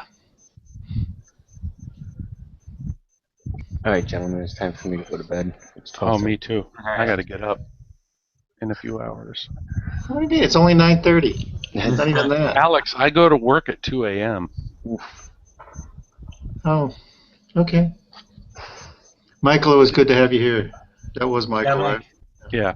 We'll set something up tentatively for your presentation. I think like 2 to 3 weeks, depending on how it schedules, and then we'll go from there. You've already seen most of it. Good night, everybody. Good night, guys. One thing I'd like to see, Adam, is possibly the Sequence Generator Pro. I've got a somewhat good grasp of it, but possibly showing how that all works too. Definitely. I understand Sequence Generator Pro, but just like with Backyard EOS, when I was considering presenting it myself, and I just knew Guy Lane, so I asked him if he was interested in presenting. So I might reach out to the SGP guys and ask if any of them wanted to present. But if not, I'd be glad to present it. I kind of understand it well enough. I could do something on that too, although I think some of you guys probably know more about it than I do. I'm planning on it. It's just I got a presentation to do at where I got a star party next week. I got to tell them which way is up, and I didn't want to do anything before I got that presentation out of the way. So that's next week. So I'm working on something on that. Sounds good. Okay. Yeah, Adam, were you the one that was? I think I was talking with you on Cloudy Nights that you were looking to get the William Optic 71 also. It's on order, and it's supposed to be here Tuesday. Cool. It's a great scope. Flat as can be all the way around. Yeah, I'm really excited. I wish today's imaging was working out for me, because I'm trying to finish up on a long focal length target before I take the William Optics to my dark site, and I just want to get some really great images with that right off the bat. Yeah. I know that I bought it from High Point Scientific, and they want to see my pictures, so. Yeah, I'm kind of aggravated because I was hoping that to get down for the Black Forest Star Party, but it looks like that's going to get rained out. Yeah. So, unfortunately. Yep. Yeah, I can't wait to see it, though. Tuesday it's going to show up. I already got my precise parts adapter for it. For everything. Connecting from the camera right to the scope? Yeah, my CCD has the back focus on my CCD is a little bit longer than DSLR's, so I needed a 10-inch M48 to M42 adapter. Right. So $100 later, I've got it. Yeah, because with the QSI, it sits back so far. I actually had to have Anthony from ADM make me a new T-thread that was the M48 instead of the M42. So that way I can connect the camera right up to the scope so that I can get it into focus. I didn't know ADM did adapters like that. Well, it's because Anthony only lives 20 minutes away from me. He's a club member, so. Gotcha. So. And you said you were going to talk to Moonlight about possibly getting a new focuser or adapter for them? Yeah, I'm going to talk to them. I'm sure they're going to be working on it. All I need is the flange for it, but I've got to feel it through because I'm going to probably end up selling my Zenith Star 66, and I don't know if I'll do any better by selling the Moonlight focuser with it and just buying another Moonlight focuser. I feel like I'm just trading around parts, but if it helped me to sell the William Optics, then I might just kind of make it a package deal and throw it on the classifieds or something. Yeah, because it's the focuser is actually pretty tight.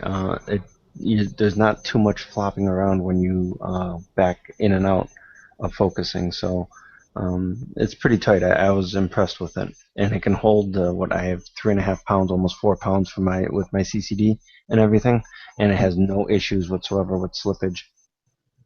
Yeah, that's good. Mine's, I think, 4.5 pounds. You know, one of these, they keep on making telescopes out of carbon fiber.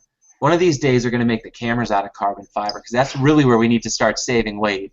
There's all these little stupid parts we have to add on. Yeah. Maybe titanium bolts for all of our fittings. Save an extra few ounces.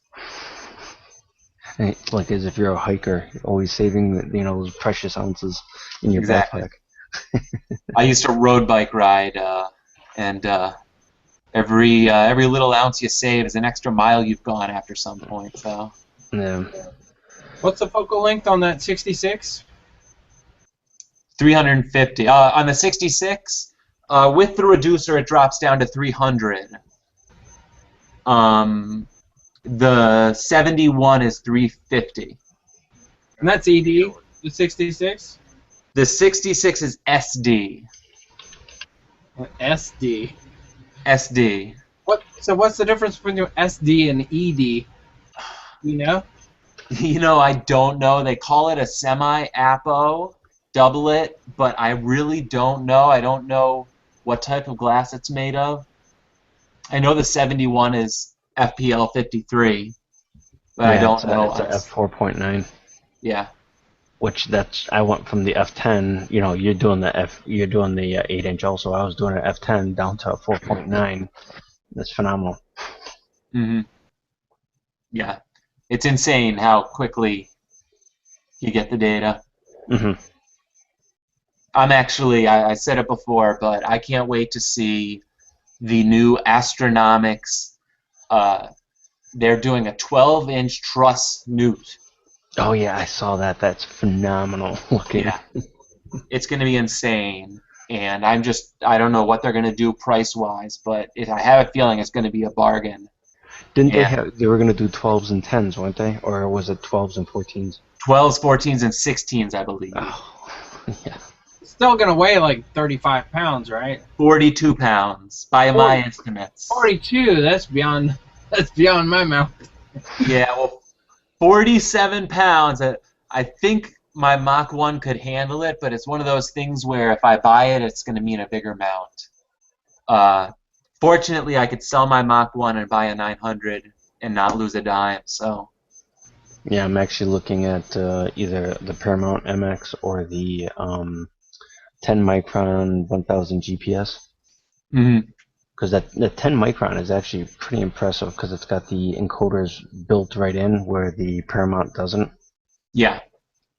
So you can move that all around and it'll know exactly where it's still pointing. I was very impressed with that because they're about the same price too. Yeah, the 10 microns look awesome. Yeah. That's I know my 5-year plan. Yeah, Tony K is using one in the DSLR forum, and he does lots of comments and stuff. But definitely look like good mounts. Back up and running again. Looks like he is. The clouds go away. For me? Yeah. I just noticed that it looks like I've got my stars back. Yeah, looks like I don't know if I trust it completely, but we'll see. I probably have to walk outside to really tell, but let's see here. I don't know. I might as well start it, right? If it's cloudy, if it's clear, it's not going to do any damage. If it's cloudy. That's one thing I was very impressed about with the Sequence Generator Pro is like the other day I was showing my buddy this, and I slewed to M33, and I said, watch this, because it was slightly off center. I said, watch this, and I right-clicked on it and did center now, or center here. Yep. And it went through the whole thing and showed up. He's like, holy crap, that's awesome. I was very impressed with that. So with the Elbrus and your plate solve, do you have to download and plug in all of the fields of view for your scope and camera, or is that? It's Elbrus is you install it by the directions that Sequence tells you, but I think it takes all the stuff from what you plug into Sequence Generator Pro. Yeah, and actually, if you do a blind solve, then it populates all of that right into Elbrus and whatever plate solving you're using. I've had actually troubles with Elbrus now, and one of the SGP guys said that a particular thing might be corrupt in regards to it. So right now, I don't know if you see my screen or not, but it didn't solve via Elbrus. If it solved via Elbrus, it would have been done already, but it's blind solving. So Yeah, because I mean, I've got I'm a internet little access. nervous right now. It's been saying performing slew for a while. Let's see what's going on Yeah, here. it has been. Because I know that I've got internet access, so I can use the online version. What is it, Astrometrics or whatever .net, or you can install that onto your computer for doing the plate solving. But I've got internet access out in my observatory, so high-speed access too, so I can do the plate solving that way too.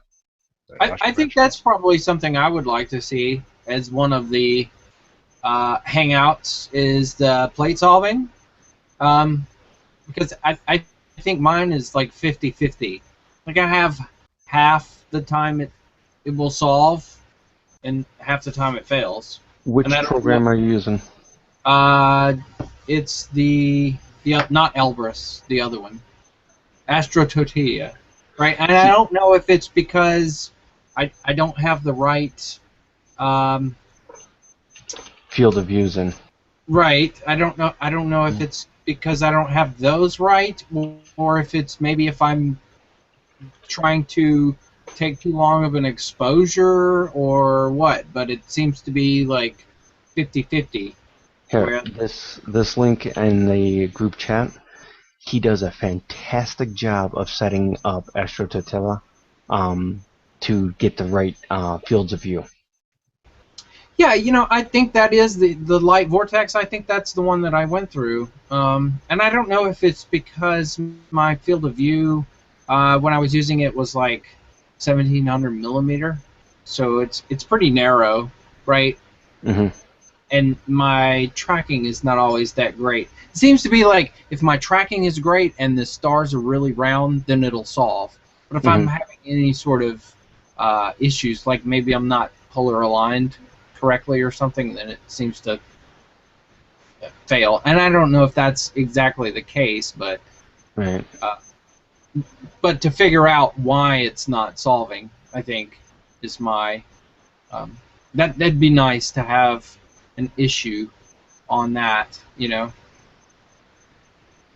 I had some issues with Astro Tortilla that I was never really able to sort out, and all I really concluded was it's good to aim for 5-second exposures, and don't ask me why 5-second exposures was the number that I picked, but I had a problem where I switched to an H-alpha filter, and I thought, okay, H-alpha filter, maybe I need to double, triple, quadruple the exposure, and I kept playing around with that, playing around with the sigma value, and I ended up then changing it back to what I would shoot with without the H-alpha filter, and it ended up solving properly. So it was really, I would call it counterintuitive, but I did seem to have better luck with Elbrus just right off the bat, and I don't quite know why. What about that star to the left, on the left quadrant above PhD, that one there? This one here? Yeah. Because that's away, it seems like it's a little bit away from some other of those stars there. Yeah. Let me try that. How the heck can you get a bigger screen? I mean, bigger view. You can pull out. Yeah, they pull that out. I hate it when that resizes. There we go. Good. I think my off-axis guide scope or guide cam is a little bit out of focus too. That could be part of my issue tonight. Although I still haven't gone out to see if it's cloudy. But which off-axis guider are you using, Adam? This is the SBIG, the OAG 8300. And it's nice. SNR of 18 on that one, not terrible. It's the one nice. Thing I like with the PhD too is like you put the histogram or the graph back in there, But Yeah. then you do the couple of other views where it shows the plotting of where your stars have been. Yep. You know what I'm referring to? Yeah. I think it's under Star profile and target. Yeah, target and display. Yeah, those two are pretty cool. I don't know what's going on. PhD has been lagging for me for some reason, and I don't quite get it. Because I clicked it and it's not doing anything. But who knows? So Adam, how do you think that the SBIG 8300 off-axis guider compares to, say, the Orion regular off-axis guider? Is it better, or what do you think is your opinion on that? Well, first of all, I didn't have the Orion. I had the telescope service thin off-axis guider, so that's my only frame of reference. I do have some cheaper off-axis guiders that I bought while I was trying to get them working. You know, the SBIG is good, it's solid, it's rigid, but it's expensive. I don't really have any complaints about it. It's pretty easy to use, but I do think I probably could have gotten away with less. But using the SBIG camera, I think that you're very limited in what you can pick because of the amount of back focus that a lot of them add. And then the thin off-axis guiders won't work properly because the barrel of the guide camera will bump into the filter wheel on the SBIG camera. So I think SBIG is good at making you buy their proprietary product. That's one reason I really liked about the QSI. It's got the off-axis guider built right into the frame and everything like that. You don't have to worry about that stuff. It's very impressive, a nice quality built thing, and I wanted it all in one. It's a double-edged sword because you've got it all built into one thing, but if one thing breaks, you have to send the whole entire thing back and you're down a camera. Yep. Okay, question about this. For my situation, I've got a separate scope for guiding with my 80 ED. Is that the thing? Can we go back to the thing where it says if it works, don't change it, or go with an OAG? Would an OAG be a better situation? Better. I'm gonna say, and I'm a big proponent of OAGs, but I'm still gonna say if it works, don't change it. I hear everybody talking about flexure. I don't understand the flexure part. Probably because you don't have it. Unless you have it. But if your graph is perfect and your stars are drifting, it's most likely flexure. And that's just the difference between the 2 points that your telescopes are pointing and the way that gravity affects it. It could come from a focuser that's sagging slightly on your guide camera or on your imaging camera.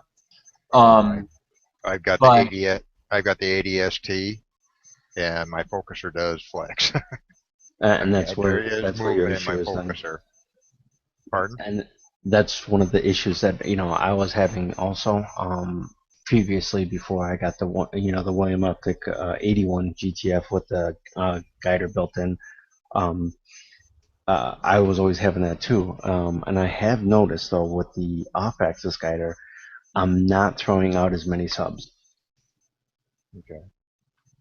Yeah, I will say this, and this is of course with the SCT, but the day I got my first off-axis guider working, it was soon after I got my Edge, and I was so happy because all the stars in the corner of the field were round, and I actually saw a round star sitting like halfway on and halfway off the corner of the field, and I could just see how much better the off-axis guider made my star shape. It was an immediate, and again, and this is, if it's working, don't replace it, don't change it. But with my SCT, it really did make a big difference because I am pushing the focal length so far. Yeah. I know the focusing with the ADST is not the easiest thing to do. Mm-hmm. With the standard focuser that comes with it, of course. Yeah. I'm convinced a lot of these. Well, I'm not. These companies aren't making focusers for imagers. They're making focusers for visual observers. And if it happens to work well enough for an imager, all the better. But we're hanging 5 pounds off these things, and they're just not designed to take it. Right. That's what I was surprised about with this William Optic 71 is that it was able to hold it fairly well. I only had to adjust the one brass screw a little bit because there was a bit of play. I adjusted the one screw and it took away all the play that I had on the focuser. So it's impressive that some of these focusers, stock focusers, can handle it. I did switch out the I put a moonlight focuser on my edge, and it makes a huge difference in like the focusing and everything like that. Yeah, that's one thing that I haven't gotten around to that I'm considering as a Crayford style focuser on my edge, just so I don't have to worry about that focus shift. Yeah, And it's nice. yeah, I don't know if I'll eventually get it. I actually have this Astro newt in the back of my head, so if I can motivate myself to not buy anything, I'll keep that in the back of my head and think maybe one day I'll get that. But I don't know. I want these built to, astrophotography. It's a game of wants. Yes. You just and I've said this before. The more cloudy nights I have, the more gear I end up buying. The more clear nights I have, the more I end up using what I have. Yeah. So. Because one of the things for the gentleman that was asking the question about whether you should go off-axis or stick with the guide scope, the off-axis guider takes a bit of learning. You have to get it just right for your equipment. So you have to. It really helps you learn your equipment for one thing. So you have to know the little nuances of your mount and everything like that. Because I had the hardest time dialing in my off-axis guider. With the 8-inch, I was trying to do it with the 8-inch, and then when I got the William 71, I went from 240-second subs to 20-minute subs. Yep. Which off-axis guide do you have? Oh, that's right. You said it came with. Yeah, it's built in with the QSI, correct? Yeah. Okay. Well, I use DSLRs. Yeah, well, I was using a DLSR also before too. Okay. But you can get there are different types of off-axis guiders for that you can use with the DLSRs. I know that they have those 10mm ones, the ultra thin ones that are supposed to be pretty decent with the DLSRs. Yeah, that's the one that I used, and I really liked it. I didn't add to my back focus, so I was actually able to use it with the William Optic Zenith Star. That's the problem with the Zenith. Well, I shouldn't say the Zenith Star, but the focal reducer I use with it. Back focus of 55mm. So either the normal T-ring or the thin off-axis guider, and you cannot add anything else. What gets me is that tiny freaking mirror or whatever they got in there. How the heck can they pick up the field? I hear people complain about it, but I never had an issue. I don't know how they can do it. How can you get that same field when it's such a tiny? Just look at the size of the sensor on your guide camera, though. It's a tiny sensor. And it also depends on. It depends on the guide camera also. If you're going to be using a DSI, just stick with the guide scope. But if you've got like a QHY or a Lodestar or an STI, the off-axis is going to be better because it's much more sensitive to be able to pick up off that small prism. I got a star shoot. I've heard good, I've seen good and bad. It's almost like with mounts. Mounts, I had a crap CG5 for telescope, but a buddy of mine had a CG5 and he was able to get 10-minute subs out of it. I couldn't get more than 240 seconds. So I guess it just all depends. I have a theory on that where when you're pushing a mount, and we all have to admit it, we're pushing all of our mounts, even the best mounts. We're still pushing them. When you're pushing a mount, and especially a more entry-level mount, the inconsistencies in manufacturing are going to show up that way. Oh yeah. And someone's going to get a good one, someone's going to get a bad one, someone's going to get 10-minute subs, someone's going to get 3-minute subs. Yeah. And it's just the way it is.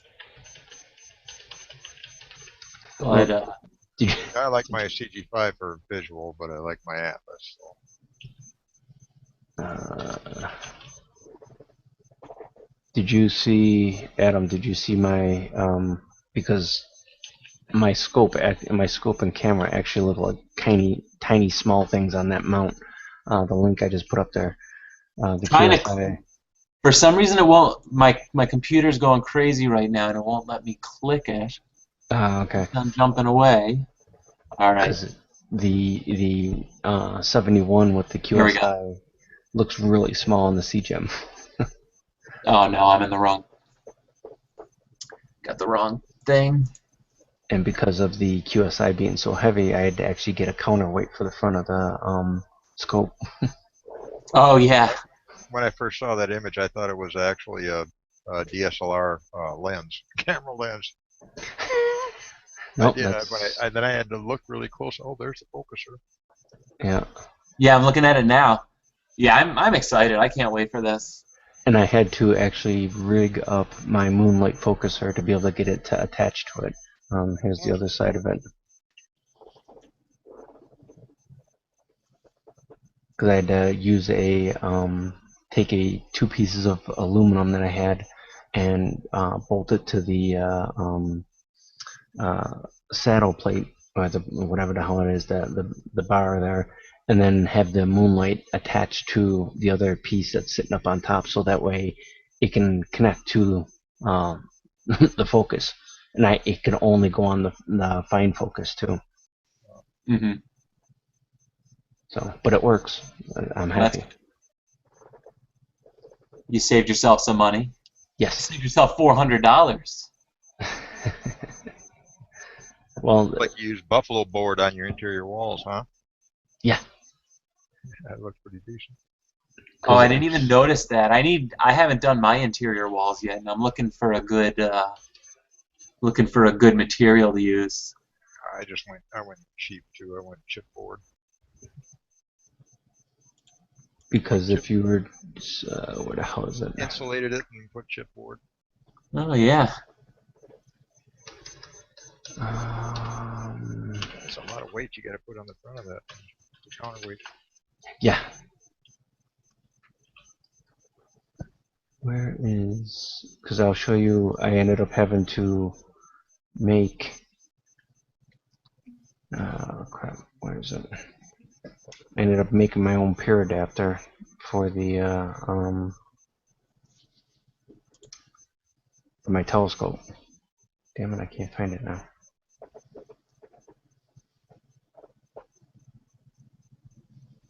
Now, I got too many damn pictures. I gotta get this thing organized.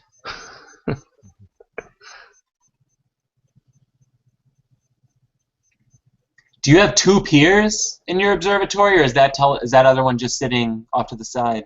That is just on a tripod, because that's my buddy's setup. That's a William Optics 102 GTF or whatever it is, the 5-element. That's one thing I regret doing, is not making it big enough to have two piers. I should have put a second pier in. I'm kicking myself for that. I regret it, because right now two of my scopes are just mounted to the walls. Both have mounts. They're both mounted to the walls, so when I'm doing an imaging session, I'd like to be able to do a visual at the same time. You know, that'd be really nice, but I don't really want to set them up outside. Yeah. Too much light around neighbors. Yeah, because this was my old setup that I had, William Optic 81. This was before I got the QSI. Yep. And that was a great matchup with the DLSR for image scale. and that's why I did have that scope. And then when I went with the QSI 690, it was too small of a field of view for me. I didn't like it, so that's why I dropped down to the 71 millimeter. That's just the great things about those Sony chips. Is you can have a small telescope and an amazing field of view. It's just, I don't know, I look at them and I like kind of shake my head every time because it's just completely different than, I mean, it's pretty much with like an 80, you're talking about the field of view. Well, I shouldn't say this. Peter in Reno just posted, I think it was a 690 Sony chip with a TEC 140, and it's probably a similar field of view to my Edge, my 8-inch Edge. Yeah. And I mean, I don't know. It's insane. It makes you rethink everything.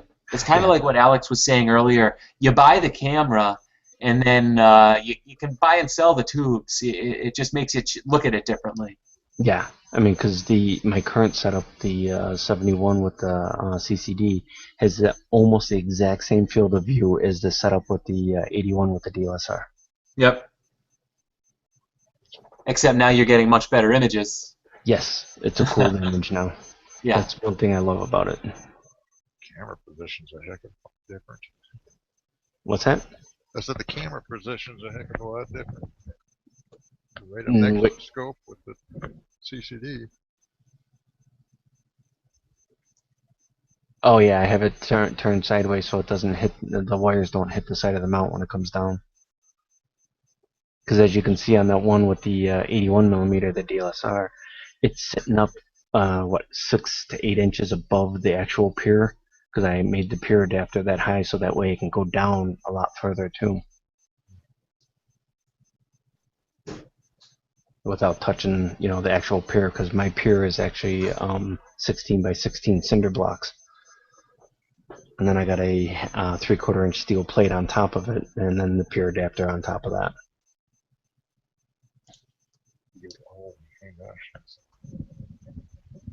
Yeah, so it cleared up for me, and I reset my guiding so you can see my guiding now, and it's actually guiding pretty well. So I'm at total of 0.32 arcsecs. Are you really zoomed in there? Yeah, it's 4. Yeah, I'm very, very zoomed in. 2 arcsecs here. I think this is what it looks like normally. Oh, the corrections is what's... Take off corrections a second, please. Because that's what's confusing me. It's lagging again. Is it? Give me a few secs. Let's see what's going on. Yeah, I don't quite get this. I don't know why it does this, because it actually does this at the laptop too, not just when I'm on there remotely. Oh, come on. Are you using VNC? Or type VNC? Type VNC. Try clicking off to like on the 400 itself, because sometimes the arrows aren't quite. Yeah, I don't think it's. Yeah, it's kind of weird. Yeah, I think the laptop might be going bad. I hate to say. You're connecting to your laptop? Yeah. Ah, okay. Yeah, there we go. I got an actual computer out there in mine. There we go. That looks real nice because the corrections are actually confusing. That's gotcha. Real nice. Yeah, and you're seeing it like low res streaming, so. Yeah. That is a real nice. Yeah, because I get. I want to say I'm probably about that too. Pretty damn close to it. But my RA aggressiveness is, I think, 80 or 90. Yeah, I need to go back through and work on my PhD settings all over again. I had an issue a few months back that was just killing me, and I played with my PhD settings. I played with everything. I bought new adapters. I spent a ton of money trying to fix this issue, and then one day it disappeared. So I never really figured out what was going on. Yeah, because I use a minimum motion of 10 also. At the 350 focal length, I use a minimum motion of 10. with I think about 8 for hist, and RA aggressive is I think 80 or 90, and for the then of course I'm doing 7-second subs, I guess you want to say, for the PhD too. 6 or 7 seconds I do. That could have changed depending on your